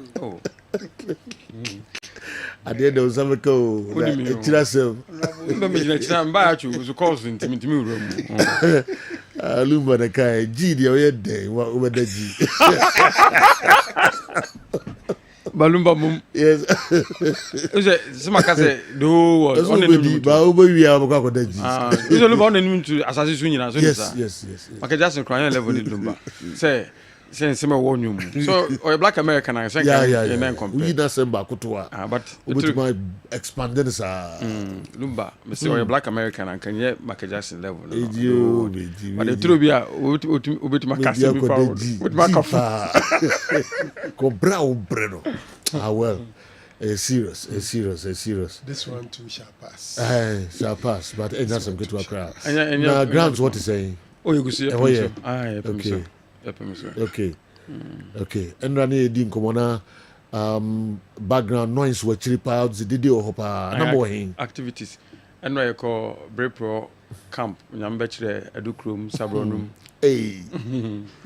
wow na vice president wabaho my obeba 19th obeba honum 19th okay um so person babo am campaign nyina and this is a great opportunity so mu nyina beba ho 19th November okay Tuesday inte se mu nyina mo ba Tuesday okay say area dey asing area in fact me ho no be the last in Ashanti region okay and probably the last in terms of the South constituency if it's not starting in the whole Ghana me ho no be last okay I see wow it says something special wow nti adofo na omo dom no peso mo bo am campaign na 19th na the gateway am de bewura constituency ni mo nyina invite mo nyina so mo nyina timi ba be support Mr. Fred Echampon afọ no southeast PC parliamentary candidates yedi bibia etawachi nti oba obako hin So now you have call baby. No. Only 2 places. Ahiruam and then Adujama. The program is at Adujama. Okay. The main event is 19th. at Adujama. Yeah. All right. You're in Toronto way. Then 21st too. There's another program. I was abroad. Okay. Baby, I say baby them come on. Oh yes. And our challenges be brave. Oh, say, you know, my elections are me until say you be declared there. You know, say me if I be in the agro, me the very last minute. Okay. Only many elections. Oh, need dama. And out me rooms. Me resourceful. I know you. Me resourceful. Okay. I don't have the money. Yeah. But me wado for domi. Obi okrampa me nkoye. Now, my who's away, nada na peka cram fan support. People willingly frame me. Ekasa achire me. Wow. Willingly frame me ekasa achire me. Baby, I could be a do bien ho mabomu a o makando achire me. Wow. This be amanko. Punu bi amebum bi a people are willing to support me. Now no people frame me. Besides, I see ope a t-shirt and I say 10,000 and 15,000. Na me say o me jama on wakasa. The waiting there boy. Minimum no just cause. If you are the minimum people are know and confirm minimum abrochiri. Omo asebi na me so mo so akodi abrochiri. And am for abrochiri.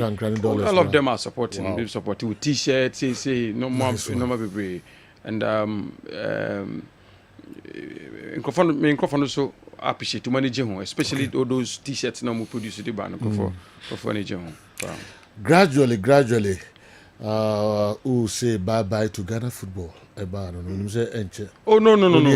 Bye. That can't bye to Ghana football. Oh, never MP. No, now Parliament. Now science. I'm an embodiment of football. Me football no I had me say we don't know football. Oh, that mean to me can baba in football. Our football dem go ma kopim say be die come be. But say want to be MP na school member. No, maybe in terms of holding certain positions or playing certain rules, but football are being still football. Okay.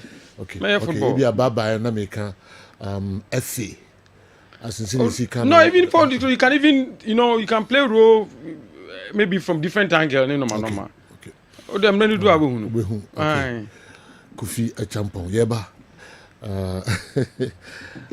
Daro General. Yes. You see, so Kete Fata say or Kotete man say on Sem Fata. Me feel that ye jumpy gun na enkomodie no ye in two phases.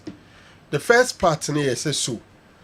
A certain president of Ghana football and as a Ghana Football Association president. Akwanya oho. Yema kwan say nipa kro betimi akọ 3 terms. Anase yema kwan. Enu achi se sa akwanya ne ba, then the next phase will be said a need or sui or sefata and now on semfata. Meka kosi say ushe after the 2019 year normalization na GFA or more regulations are through the normalization in FIFA through CAF near there G2 mo mudi adwuma no. Emma Kwan say FA president or 2 terms. From the word go and sana football for kwa G omo regulation ni omo nkrata ni omo mra ni nyina atum no no mo je tum say yen free normalization for the same bia ye ne omo nya adwen om no ye a yen football for ye be pass it through the approved processes na ye upgrade na si undergo regulation review na adwumako bia adwumade ni general mfomso ni hu da say o mra e bo adwumade ni hu ban no e bre ni bra no so for me as I sit here, the good thing is that the power rests with the people who are involved in football. Sene esko ohoi ekoti abadwakuo na abadwakuo ni kwayi omo hwehwemu na omo propose the executive council no say omo gidi say sene ye ni FIFA FIFA president a wote so otimi comprensa senior CAF president or teso etimi comprensa senior other FAs even within Africa ye may be kwamum comprensa and yes ye GDC ye Ghana for ye FA president and so tumi ko 3 say esco no gituma me I don't see anything wrong with it we are no free one man. The good thing is that they will present it to the people of a GFA Congress so mo de call na say Congress no ya ka Congress na like omo the highest authority in association football in this country. Say obia koshia na so mujitum say yemma GFA president oho akwanya emane nko 3 times It is their association, and I don't have problem with it. The next phase, Omajia Tumawieno. The next thing is that yes, Besa Kotwa Bebium, after the expiration of the current term of the ESCO and their president. A whole biom, another opportunity is there, say, so we go contest Keta. Football force our Quenya say. Ombe decided say Nipana or contest Ket. Any Ket in the 2 terms now wakono. So, Osefata. See a man of coin, a man at Twasso, and I am man in Twasso. As we speak now, if he ask me to assess Kate and his work and say so, or say fata for the 3rd term and General, the 2nd term, himself a crown or on the 2nd year. Say if I want to assess him, I will be much particular about his 1st term. The name of promise. No me bisa me who say no otumi impana. No matter a current situation a woman. No matter say does it look good? So does the man deserve a 3rd term and Minkai Kramikai said the game changer manifesto. One of the thematic things are not talking about the autonomous league. The entire first round of Konewe, the autonomous league never saw the day of light. And to me, Amaso, autonomous league, you know, much chim, Yabema Omoye, na league for na Nkasa Ranium League, Nesika Bebemuno, Omo Husika Babia, sponsorship, their sponsor need to ya. Scano Mutiano, League for na betrans here decided say Scano Mutiano, Webekwa, Ebechen say, Webenyan say, first time na Konewe, yes, Adiana Amaso. We are in the 2nd term. We have gotten to a stage where league no any sponsor. Sponsor na woni no. Football matches no so a encrophobia yi. Eye no mu yi no so a clubs no. Ye ne omo ntena ase. Enka nkyere omo se bia ABCD nti. Ebi a start time for no omo ntumi nye. Senti e na yama hwan no eyi no. Ye reason ni mugituma na amunyintum. I think that ni ye mu a ebuo kwan so. And sananka season no crab start no. The GFE, who are the organizers of the league, should have engaged the clubs. Okay. Ina airborne, your league na airborne. Start time because of ABCD. If you see a normal to us when companies and now media outfits apply say on person we match any based on ABCD terms and conditions. Any penny amomayi. Na so mu yi a yen clubs no kra woni kwan se bia even one kasa social media handle anasa wa YouTube club no a wo bobo untumi nyi na taku anasa mpo na mbenya free. This thing has not been told, has not been well explained to the clubs. Eti clubs ni bebre gusu bisa say matches na eye media houses ahodo eyi no den ye benya wo. Because don't forget say league na ye bono say yem fan say brekum Chelsea bo home. We match no TV so it will affect attendance. Because bi tibrekum wa kra no obetene fia hwe TV. Nti nipa beba stadium no so beti. In Pempi, see you matches with TV so when it affects attendance, what to me compensation by getting money from the TV rights.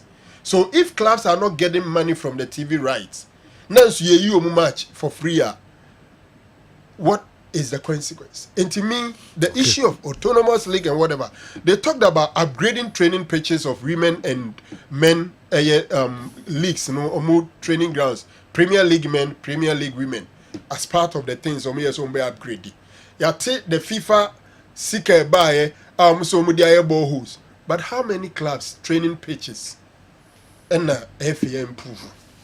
General. Revival of juvenile football is one area I think they've done well. Maybe some thematic areas of the manifesto, the game changer manifesto. Because you're referring to into infancy na yentwaso a tree na menkofa di what nkratoka kre besima miensa. Ese need a consulting nsem kakra eto ne court of supporters no enim. Kofia Champon. Yeah. Unia daji nti kempese me gya okwan na woko. Ba sila no I don't know. Ka asemba kwa na minu bi na fe menkofa ni what nkrato no. I think Nida could raise an important issue. I mean pitches are so important. We have to look at those things. Yeah. I say we imagine normally seeing no television so in our home what I say to give the level of Premier League na airborne and what we expect. So I'm sure say they will try and work on these things. And some of them is field of play nankasa pitch be able ball nankasa say nchenchen pa how there you allowed pitch no so wait me the normal carpet grass in biaro but we know there you astroturf no you quality even now no Ghana do be a year cramp now no FIFA omo upgrade and approving it into say oh patch I'm sure say some come consider say no money na it's very important the pitch condition I can't broadcast on home.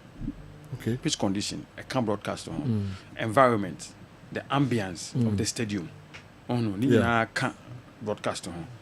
Been say Frank in terms of broadcast writing no. Yes, I know Ghana Football Association have held meetings with the clubs.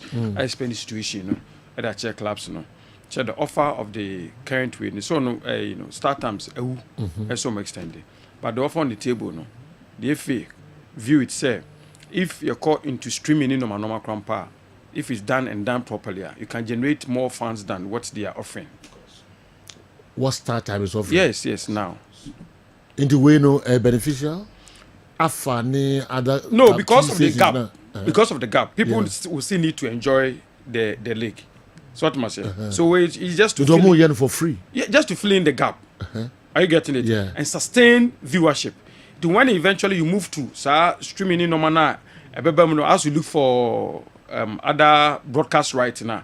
Then now yes I feel on best start you because say caught data and this is what on one implications. So you need to find means to sustain viewership. But what must say? And a free virtually free because of gap because the only production number virtually free. The VED meetings with the club CEOs and then itself would explain to you. Wow. Almost explain natural. Oh, much was a class, no. Well, won't I say because this year why your budget? Budget now you knew say every year if you only $30,000 from TV right into your budget him. What I saw projections why expected cash inflow and expected income would account. Based on that, maybe I could talk certain player. Based on that, maybe I would take certain projects so based because you're expecting a inflow of maybe $30,000 USD, and then all of a sudden it is not coming. To definitely you not be the happiest person on earth, but then you look into the future. You look forward and we say what better than what they are offering, and then you go in for it because what they are offering now as we contract renewal, just about 30% of what used to exist. No, better and say we are free. So no, because eventually no. The intermakers and say okay, so they are offering something just around 30% of what used to exist, and now they are demanding as part of they are demanding to sign I think 10 years or something contract. That's what lock you 5 years or 10 years. Start time. Yes, no, so lock you at that mega fee. Okay. When you know say after 1 year you can get something higher than that. Okay.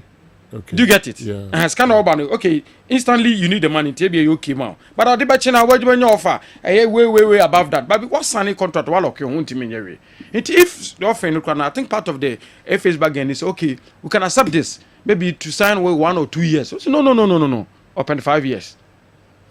But what must say? But after 1 year, people say scan is nothing. I see. The dynamics, difficult, but right. You may have to. Emrenunim, mamenya okwan na call to na ye bompa ye bibia be kama pa na da wo hwe wo bia ron saka. Amen. Amen. I hope so basa na de bia nsi o no. Okay. Basa and then security has been a top my constituency, and I know say maybe do approach election police police commander chief boy and then for they'll be up, and I'm sure say region and national so the security about joint election the only say and security no so we expect mass security so we be able to about some about to exercise of the civic right and civic responsibility. Nobody should be prevented from exercising their right to vote or to decide who their leader will be. In terms of security will be up. Which are my constituents. Which are my normal wife and no statistics. I'm casting Bobo Kruna. And I'm Bobo Kruna. Me job do. Hey, radio one way do. One way do radio no sunti. Constituency for ni na. Me will be. Wish you all the best. And they because certain areas. Okay. Because certain areas, people should expect us or in the same land or so. They because I see same so I'm here anymore. But V8 in that way. Why is the one now drive? No, me don't pick up. Me don't pick up. No, but now V8. Pick up. Pick up. I say for my brother. Okay. Open so time between the what? What do you mean? I said so what are the for do India. Also a campaign kind. You know try to go to social media. Say me na me PC na so that. No, we are first by do jabo so. 19th never heard this. So 19th. Me tell Safra do for omo say be omo express a lot of interest in venture me take is a political way omo yankofo be want to support be say be no bet ma ba mo about campaign one and I expect all of them on the 19th afternoon of 19th of November. Yeah, brother be now watch. Okay. Omo share what do jama. All right. Me no say mampom baby so me dey say uja ho na obesin ko ja. Yes. Hey. We say it's annual ade bia yeko. Yeah. And then me agent for say we should try and contribute to it, donate to it. Yeah. Mampom baby so a charity event assisting Kessben group na assisting Crofobri. So I'm pie now omo bono. Unim no be a to nim be an empire ni. Oh yes. And na me nyina company cry. Yeah. Nyina company cry. So do enketenkete ya no. And then bono mboma ya no. Yes. And na yakopon hwe so ya adom bi a savior from certain situations. E the favors bi bre ya na ye kra na ye hunu no. Ti agent for the normal I am penning na ya na ye normal dada na kwa ashe na aye we no because they also deserve better. Umpa okotu egu na de ko champions. They also deserve better. Ti so nya ntade mo no kwa ntade ne pabo beto kra bitimi di ommo washing powder samina kwa aduane ni sa normal ni nyina no jo ka bom de ba any drinks ni normal nyina no ka bom de ba Kessben ye beda wase on behalf of Mampom baby so ni could do one kwa no so agi adawase asan bompae e dia mo so people should donate. All right. Enti ye de hunsem nyina enso ebebremo. Ye ko Niwat Scientific Herbal Hospital. Nafi yakotie nkrato kan. Kofi, we wish you all the best. Thank you. All right. Niwat nkrato ka krabi na. Sometimes so about he. Our constituency. Oh, okay. Enye bad. So obetuma ba nko dia. I don't think ma. Okay. I say all right. Obetu can be a mission so. Nabra misura. Sir. We misura. Hey, Dobe can be a Mary plan wa. Mission said Dobe can be a Dobe can be a Mary plan wa. You Martin. Seven can be a vano. Me buza to wetuma ba. No so beba also betuma ba. Is that can e do kwana. Niwat Scientific Clinic onyankopon adawroma odi saa yaresa bia wei abesia nom se obi biara ohaw bia da ne so bia no ayeye yare de onnam yenso na entimi enye de ensa ne yare ebia me no ka sei mi yare na me bebuboso no ebi kura na na mantimi amo yare so oba nyankopon se onnam yenso enam haban so enam mpaibo so ebetim atu yare na se ama ho ato ebia odie ne ye awosem na ehaw ebia oye bema no entimi sori nyina so kra ansa na bema ne be sori agina so no eye moja ene de ko enti se moja entimi ndie furusa ne ye a bema no entimi nya de because bema na ye dindindin nyina eye moja ena afele ne sa ebia me no kasa ne de odie ne awu eda ho fom kodo a entimi nsori kra no yankopon na me nso ebema na ahaban so amana sori ama so so ho ato be ne ye meto nchia wo ho bi ebia na uso de ne de odi kobo ania na abesne ko feni premature ejaculation oba ebi wo honom kra eye adwemu na wasi ye de ye cycle de bia me kasa ebi wo honom enye dro enye bibia na ye dro oba ye no bedi nkomo na said the problem ni city no ya hwe ehunu problem no aha ye scientific clinic things ya yaresa no ye demonstrate wan kasa wo yare no na wahunu se o kono aduro na okono no wanya hotoso se said the tie bia no ho ye de ebeto hanum ye nheda ma waduro keke ye ma waduro wa bra ye hunu problem no because amre sika ho ye de enti se o mo obi aduro no wa onim de ya aduro ni kwakoye na se okono ma aduro na se ankwa wa ha nipa kro no de ne ye typhoid so se enya wa wanhwe ya ohunu typhoid betimi am ye twa wonso no epilepsy etwere wo ne ka se ebia na wonam a wotwahye ama wachinia enkwa me so bra ene me meto nchia ebia na wode no eye pressure na tena so achepa ebia me no ka se uda form team stroke abubu agufom ana say yare na amana obubu agufom tim a untimi sorry no frame ni hu nkomo wanya prostate problem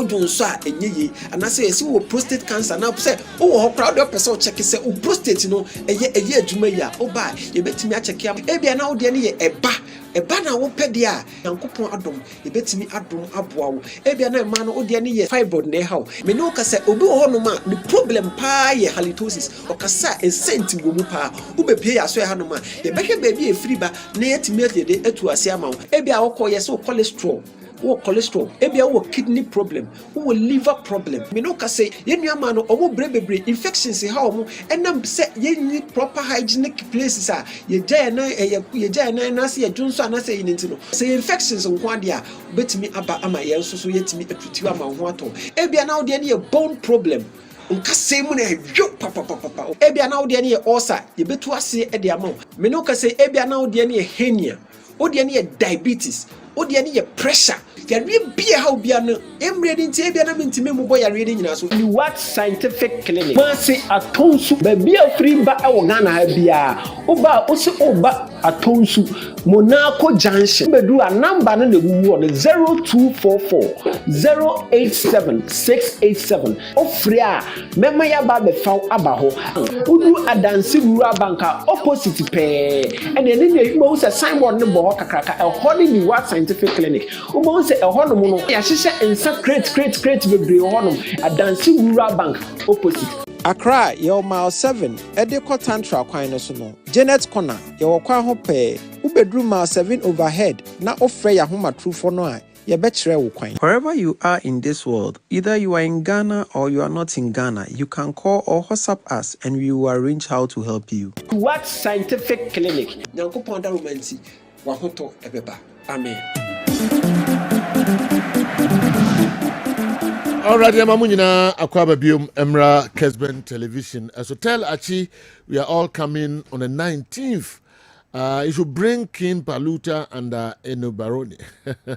Anaboko Jobaji man also the buy no. All right. Ni mami a few minutes. Beka krebi na yehweka dodi to Kotoko supporters no and so anyway na fi yento aso. Sergio, and we say and now me no ka say supporters no abutu. NJ in ho and it's understandable. But the mechanical one is a football. Okay. When we were winning, enyina no ye jabasoboro e ma ye ho. Okay. Enyina no we part we were happy. Enyina ye boy juma. Enti ene se NJ ni ho a I was say enyina ye jetum say we are also part of the problem. Nyame adoma this weekend ye ko bechem. Mesre supporters no say doable. Kotoko dear me I believe in our motto. Se okuma apim enebeba. Enti mesre supporters no say maye ma ya be mumbu. Okay. We should encourage ourselves say ebetumi akobechem. Ako ye dia. Ama dodo na susu say yentumi ye no ebetumi akoye wo ho no. Enti mesre ye nyina yenko 30 minutes. Wa bufu wo mu kasa na de look maka says situation wo mu sesi ano we are not interested in blaming accusing blames and all those things on people. We are interested in finding the solution to the problem. It makes sense supporters and say it is time for us to come together. Okay. Ye ko bechem na ye ko dey say ye at least ye ko nya a point eba home. I think say any bad result. Possible? Oh yeah, it is. This is I'm not for you worried about players no. I mean can say cry. Also about for my bedroom 16 or 17. Squad we yes. What do you call between Mompire say beef the money being too much. But number no sa do. Number no sa. But look, we can do it. I believe so much in Asante Kotoko. Okay. Yeah. Squad that you want no. Sergio. Say yeah, even 11-man squad cry. Ejina omo nine so na yenya tactics ye na yenya ye lack ye. Sergio, we can do it.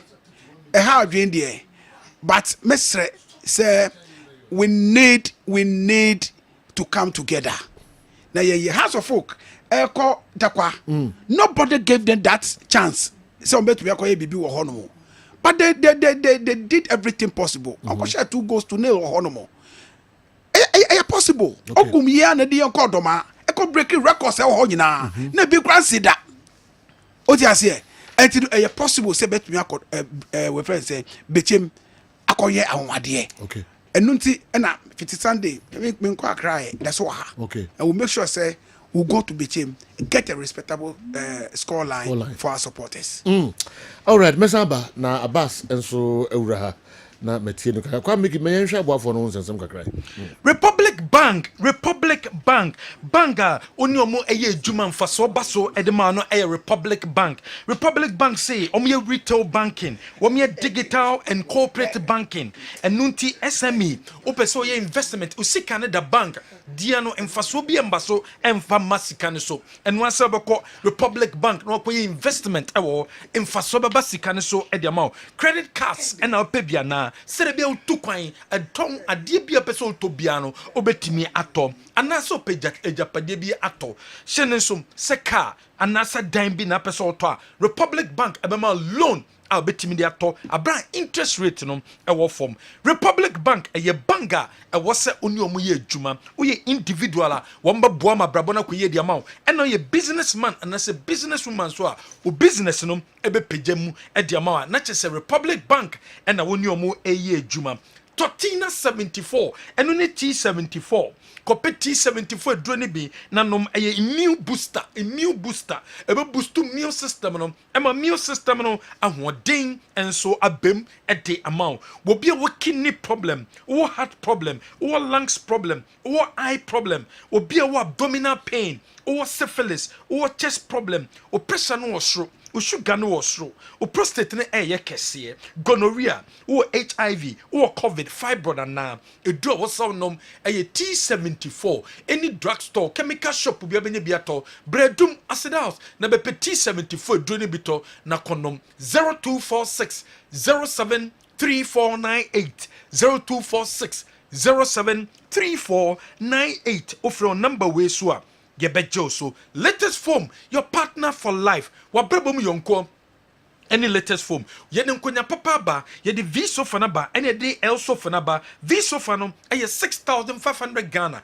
L no eye 3100 Ghana cedis enu tu pa konya papa betelem we chinkasa nyawo ya usisi nyawo ya eye latest form de no ene wo so kope bitom na ukotinem na eboa ye papa pa wo reform herbal mixture Num reform herbal mixture plus reform power capsules numbom and near bema de nanum reform herbal mixture plus femicure 442 waba numbom na o blood no o sugar level na e washro no o pressure na o diabetes no empemo gudie na wo problem mum no o prostate na eye kese o sisi yare no infection na wenya na ni nyina be kɔ de amawa eye reform herbal mixture plus reform power capsules waba no one reform herbal mixture plus femicure 442 any drugstore chemical shop bi abeko bia no obenya biato your number is 0244626166 offer number we so a yebeje osum Franco Trading Enterprise ko Franco na ko Franco a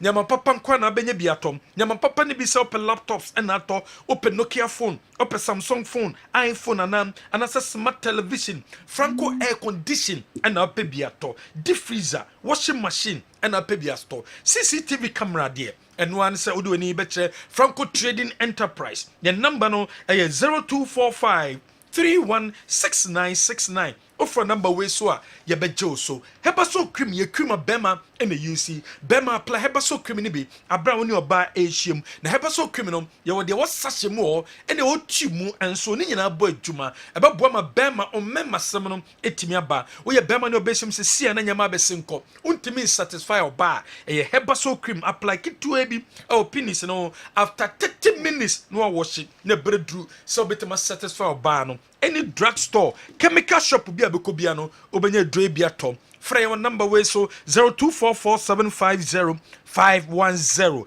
Flezon 600 a stroke a drum obi a wonya stroke obi a person born by fish stroke home obi a nante kakra bi no wabre obi a nyemenkoye emfama utena sana na setachi cho nan ya bomodin na prevent stroke no eno ne so benom Flezon 600 na abon ho ban elephant ointment o dwaso obi a sisi ye oya wo bia wo chinkase ye wo ya wo poso ye wo ya ade abo nipadua ne baby eja wo ya wo elephant ointment and you so ebe ma problem ni so atwa koko na how eye sadik herbal powder kope sadik herbal powder ne bi nanom ebe kope bi na fa powder bi gu team ukokom eduane bia wo dibia mu ebe boa etu koko na se edemam elephant herbal mixture e wo dwa so wo sisi yare ne be kwa eye 100% herbal no wa pebi anom Semensha Golden More official opening no baso Friday ya chinechi ko yenim ya na eye dwumede ne baso Friday ya was Semensha Golden More enwumre anasa no pa no 10 a.m.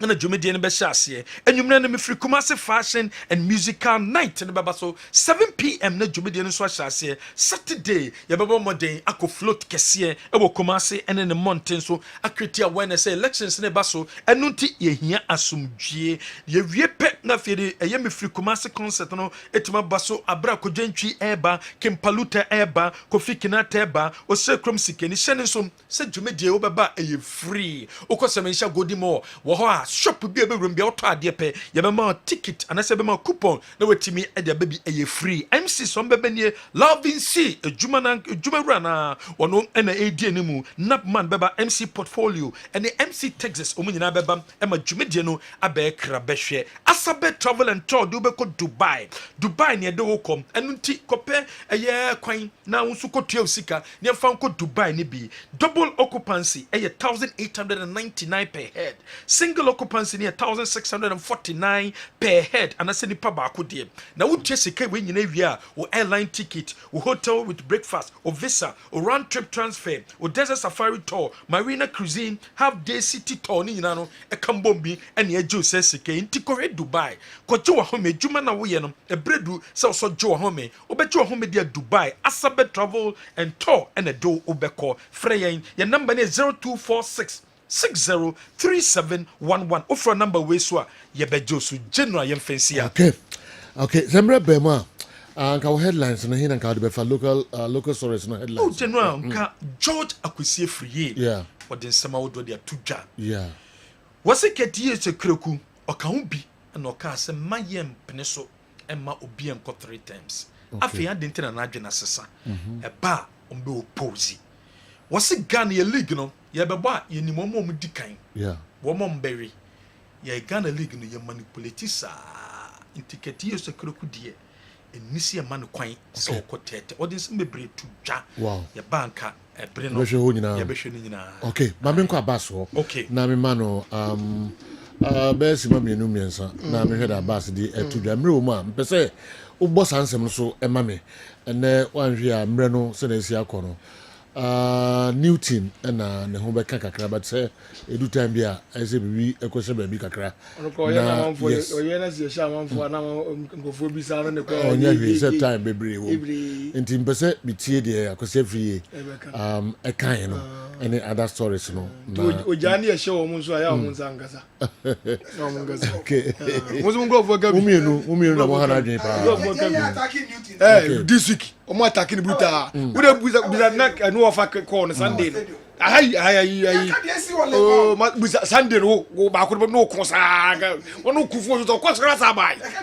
okokra sa bai e dey kan say area se usa na we dey na pani se jaya wona nte pani na se na pani dey agrogra pani we dey o kire no na unyini wie na so te wona nsem dos wo so na kwala ye dey da na be hunu se dede mu hawo ye starti bola ye sheye niti ya ena mudi ene ye to big na muto ye to ye ko America na mudi amuni nam Togo ena da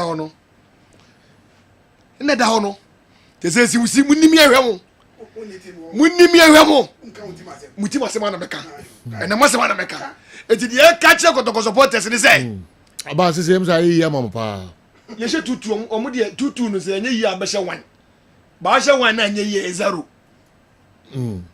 so temase minti was ba ore kan asem ba sanete ye wonte mase sanete ye agafo de atiefo mu sanete ye ye she tutu nti da anye ye na be hye wan wono wo hye wan da anye ye na 0 nti obetra na quotation ko no oyi no ofo e kire me obomodian na oyi quotation ko ni ye quotation be so for ofo obomodian na quotation de ba kutu quotation abasi me so obomodian na de ba kutu ne neta why are they na draw because now they wait to obeti matia show if no can obeti matia show cinema thank you say big grab jabi om the ball to the net why are they that's what lie what you say just supporters here can you just in aba say dem na make good chapter half Thursday Friday Zuko stadium maybe or ma catch so cinema ye die na ne kwa ya de okay and the third person agent him so now kwa third person one quality ni eka epe quality ni dey epe ana mo de no cry o so obi enu wa ne de no ye opam ne fie okay material ni nyina e kwa credit na wo quality ni kotoko quality na tese ye de quality kama e check kotoko de no me ka me ntimi hu ko me say ye de good quality has any good quality okay a good quality has any players kwa no we is a one place asa go me ye nya de ani ye sha o to 300 Ghana cedis ya ni nyina aka fie ba ko fo de o to 300 Ghana cedis ka 27 cedis okay I got 27 cedis what has because Omodian agent to third person. And here now, Benya, the NBA to Modiano. Yeah, then chapter half. Chapter half. If you want to see, okay. Yeah, if you want chapter half, to see, yeah, or 300 Ghana. Yes, I do because stadium. Home near winning. Home near winning at 300 Ghana. Okay. See, got one seed club so. Okay. And in the bar for coffee. And go for the auto, we like 27 CDs. Omodia, and the can say supporters in shadows. Now, Omumra, now, into Mommy uncle. And the can say, Opus of Friends 0244 72 7838 ebi ana o baby now here just ni bia o fra baby o bia no e betimi dia brawo ama so fogun kan weekend mo ko hen weekend ye bo Friday Friday ye bo ni Legon money ye ne go for amza mutimi vision oh okay Friday ya 7 o'clock okay and ye bo ye dia no say say in the supporters in Chelsea ya me ado Friday dem say kukura ha bi si o baby okay say dem say kukura jo Bibi si o baby. Bibi si o baby. Manfonsia. Ah, ti bam si ya na sa sembe si o baby. Okay, come Mickey. Ze be chem kwa na kama. Mo bam do bantem. Me more take a decision no. Okay. Senior side because ultimately no ultimately no be 10 minutes. If it's possible yeah. And I man why be 10 minutes I say after the abana ya be wrap up. On fa key areas no na emre na wrap up because local stories no so very strong. George that say free and small dia to no. I know ehye pa. Yen kombrani beti George and so small di ato edwa na fe dia ka no yemfa nko no nan pepepe emre be hia e wo extra time dwumedie no as na waja new kwan hello okoniti okay kwa miki em say near ready dia obema ya titi voices na that's what my new kwan okay but you know George Akwesi Free or your former Ghana Football Association vice president what in some would do they to Kessben feminim je di kan was sabre GF president or hoyi abra wo take decision say wo mo de beko third term no opposi say nya dia obeti ase enti sabre won tie ase say wo dwen say opese o ma ya ma no kwan no ko third term George Akwesi Free na say almost try say almost pushing around no but if you baby never nka obi beka say nka enye boni in the past no sabe third term no never under the Laka no we had a third term arrangement you know Infantino by you know both FIFA statutes and any CAF statutes allow the third term but here Musa ya say they intina ye strictly 2 terms in our statutes because we had the opportunity to make it 3 terms when the normalization committee was putting the statutes together. There was that opportunity because but he been in a my case let's limit ourselves to 2 terms.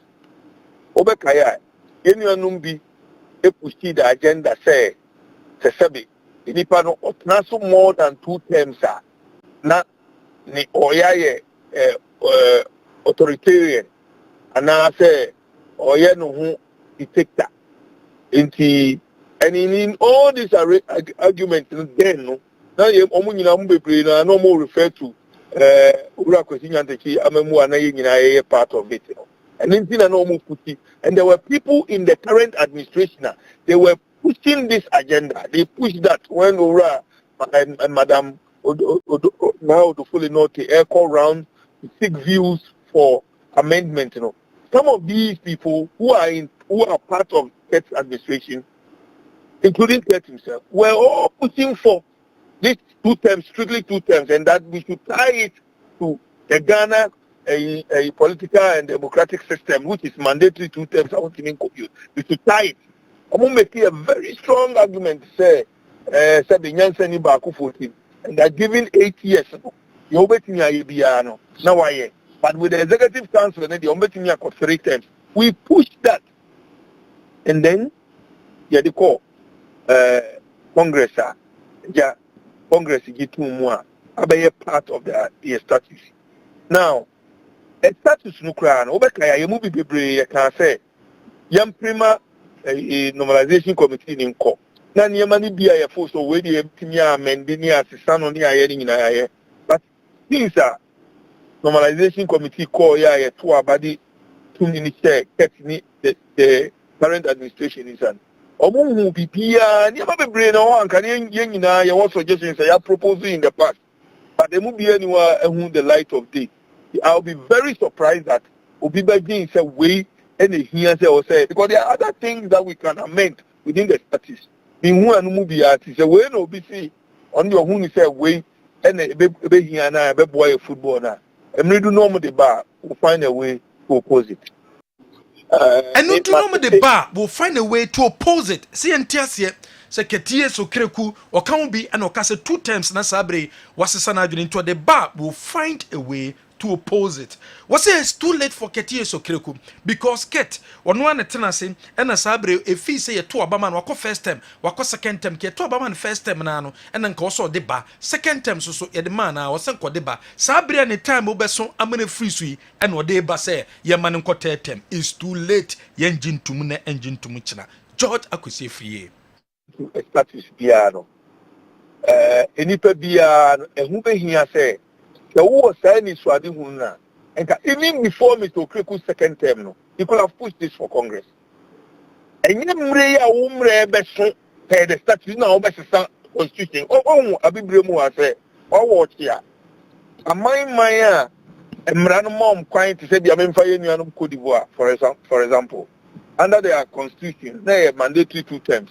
But my penalty so not by what is sano 4% be cut 3 and no edin sembe brain tenka that winning na no oh that you here you may be brain your car say yes for which some of us nyame nkuni be brain we kai the Kumasi Congress the famous Kumasi Congress there for here na ni be brain can say nyame ni bi wo ho abetinya boboso se mre wo ho ameboboso ni nyame ni be brain a kire and they call for see a amendment.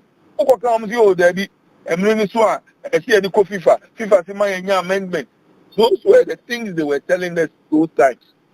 So I'm saying that a nay samri, the now open we announce the son, and ka obey your man penina, obey association only announce Debbie.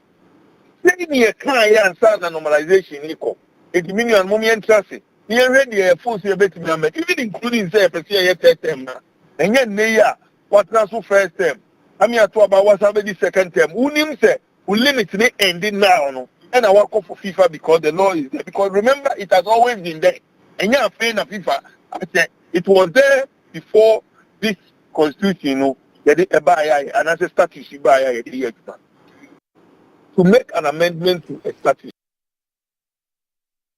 See free general nsɛm no ɛna ɔde ato dwa no ne kwakwa no saso de so sɛ sabre Ghana football league ne de enyenyenyenyenyenye because league na se na ɛbɛhyɛ ahyɛ kra ne nim de ɔbɛgye league ne teams so mbɛkɔ relegation nyina no wɔn mo tekyire ɛna wɔn mo yɛ ticket de se de football ne de akɔ fam kra tia me buta question no say Vicky say yeye mo bi no ye kɔka ya na kwakɔ ye say oh reasons on ticket kɔpre ye and I say be oye ni me, I don't really want to call myself an opposition to Ket because there have been a lot of suggestions. I move be yaka.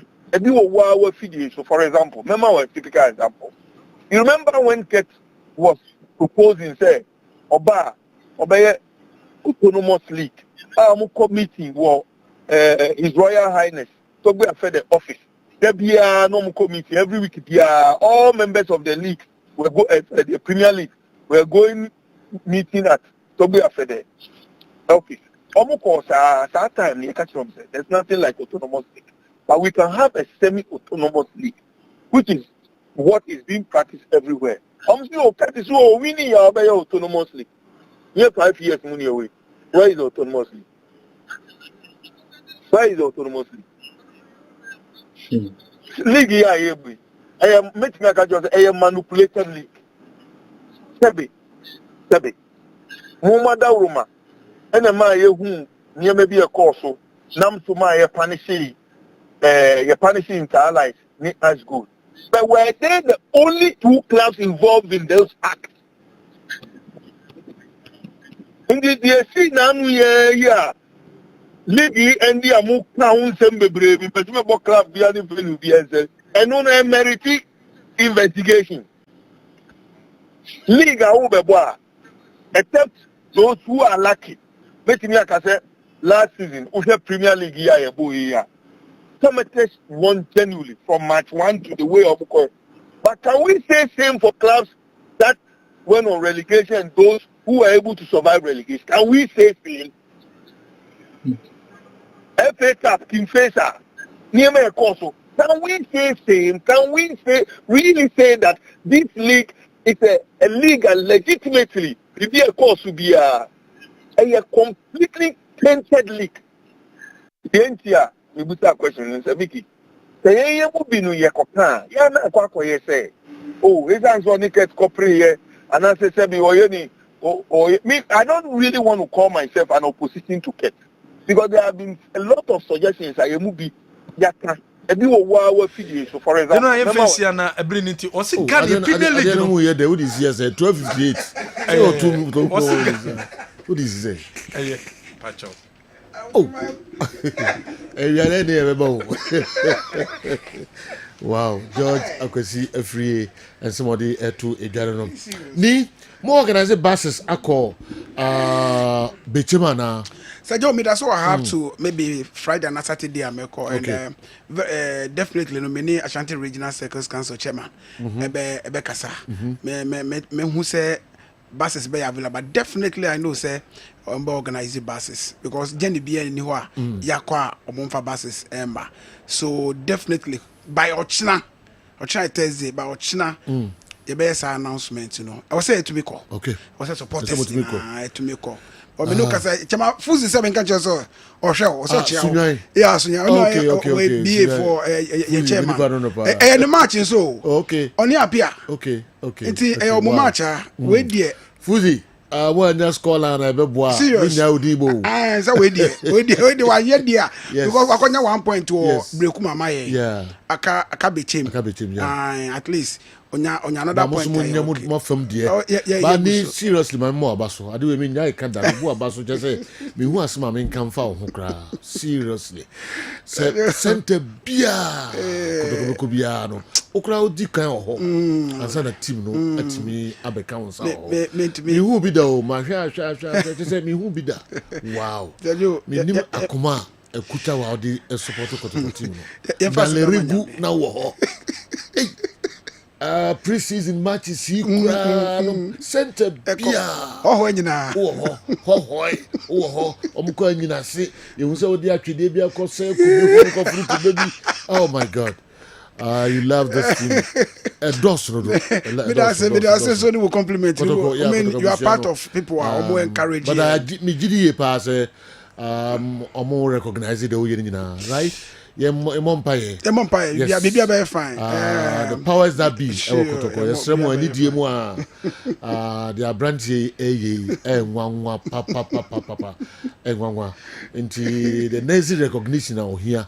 Our team no as a mode man pa. It's honorable Kojuba. Okay, honorable Joso. Honorable, yeah, Monkai ni BBM. Team no enye omo you be see my breaking news about 4 and so aba dada kusi ne mo amoka ho am dokotoko ni nyina no abranti ese mo bona baso papa na okoso eboa team no breaking news up next ye share no na pepe e wo extra time ya krabo.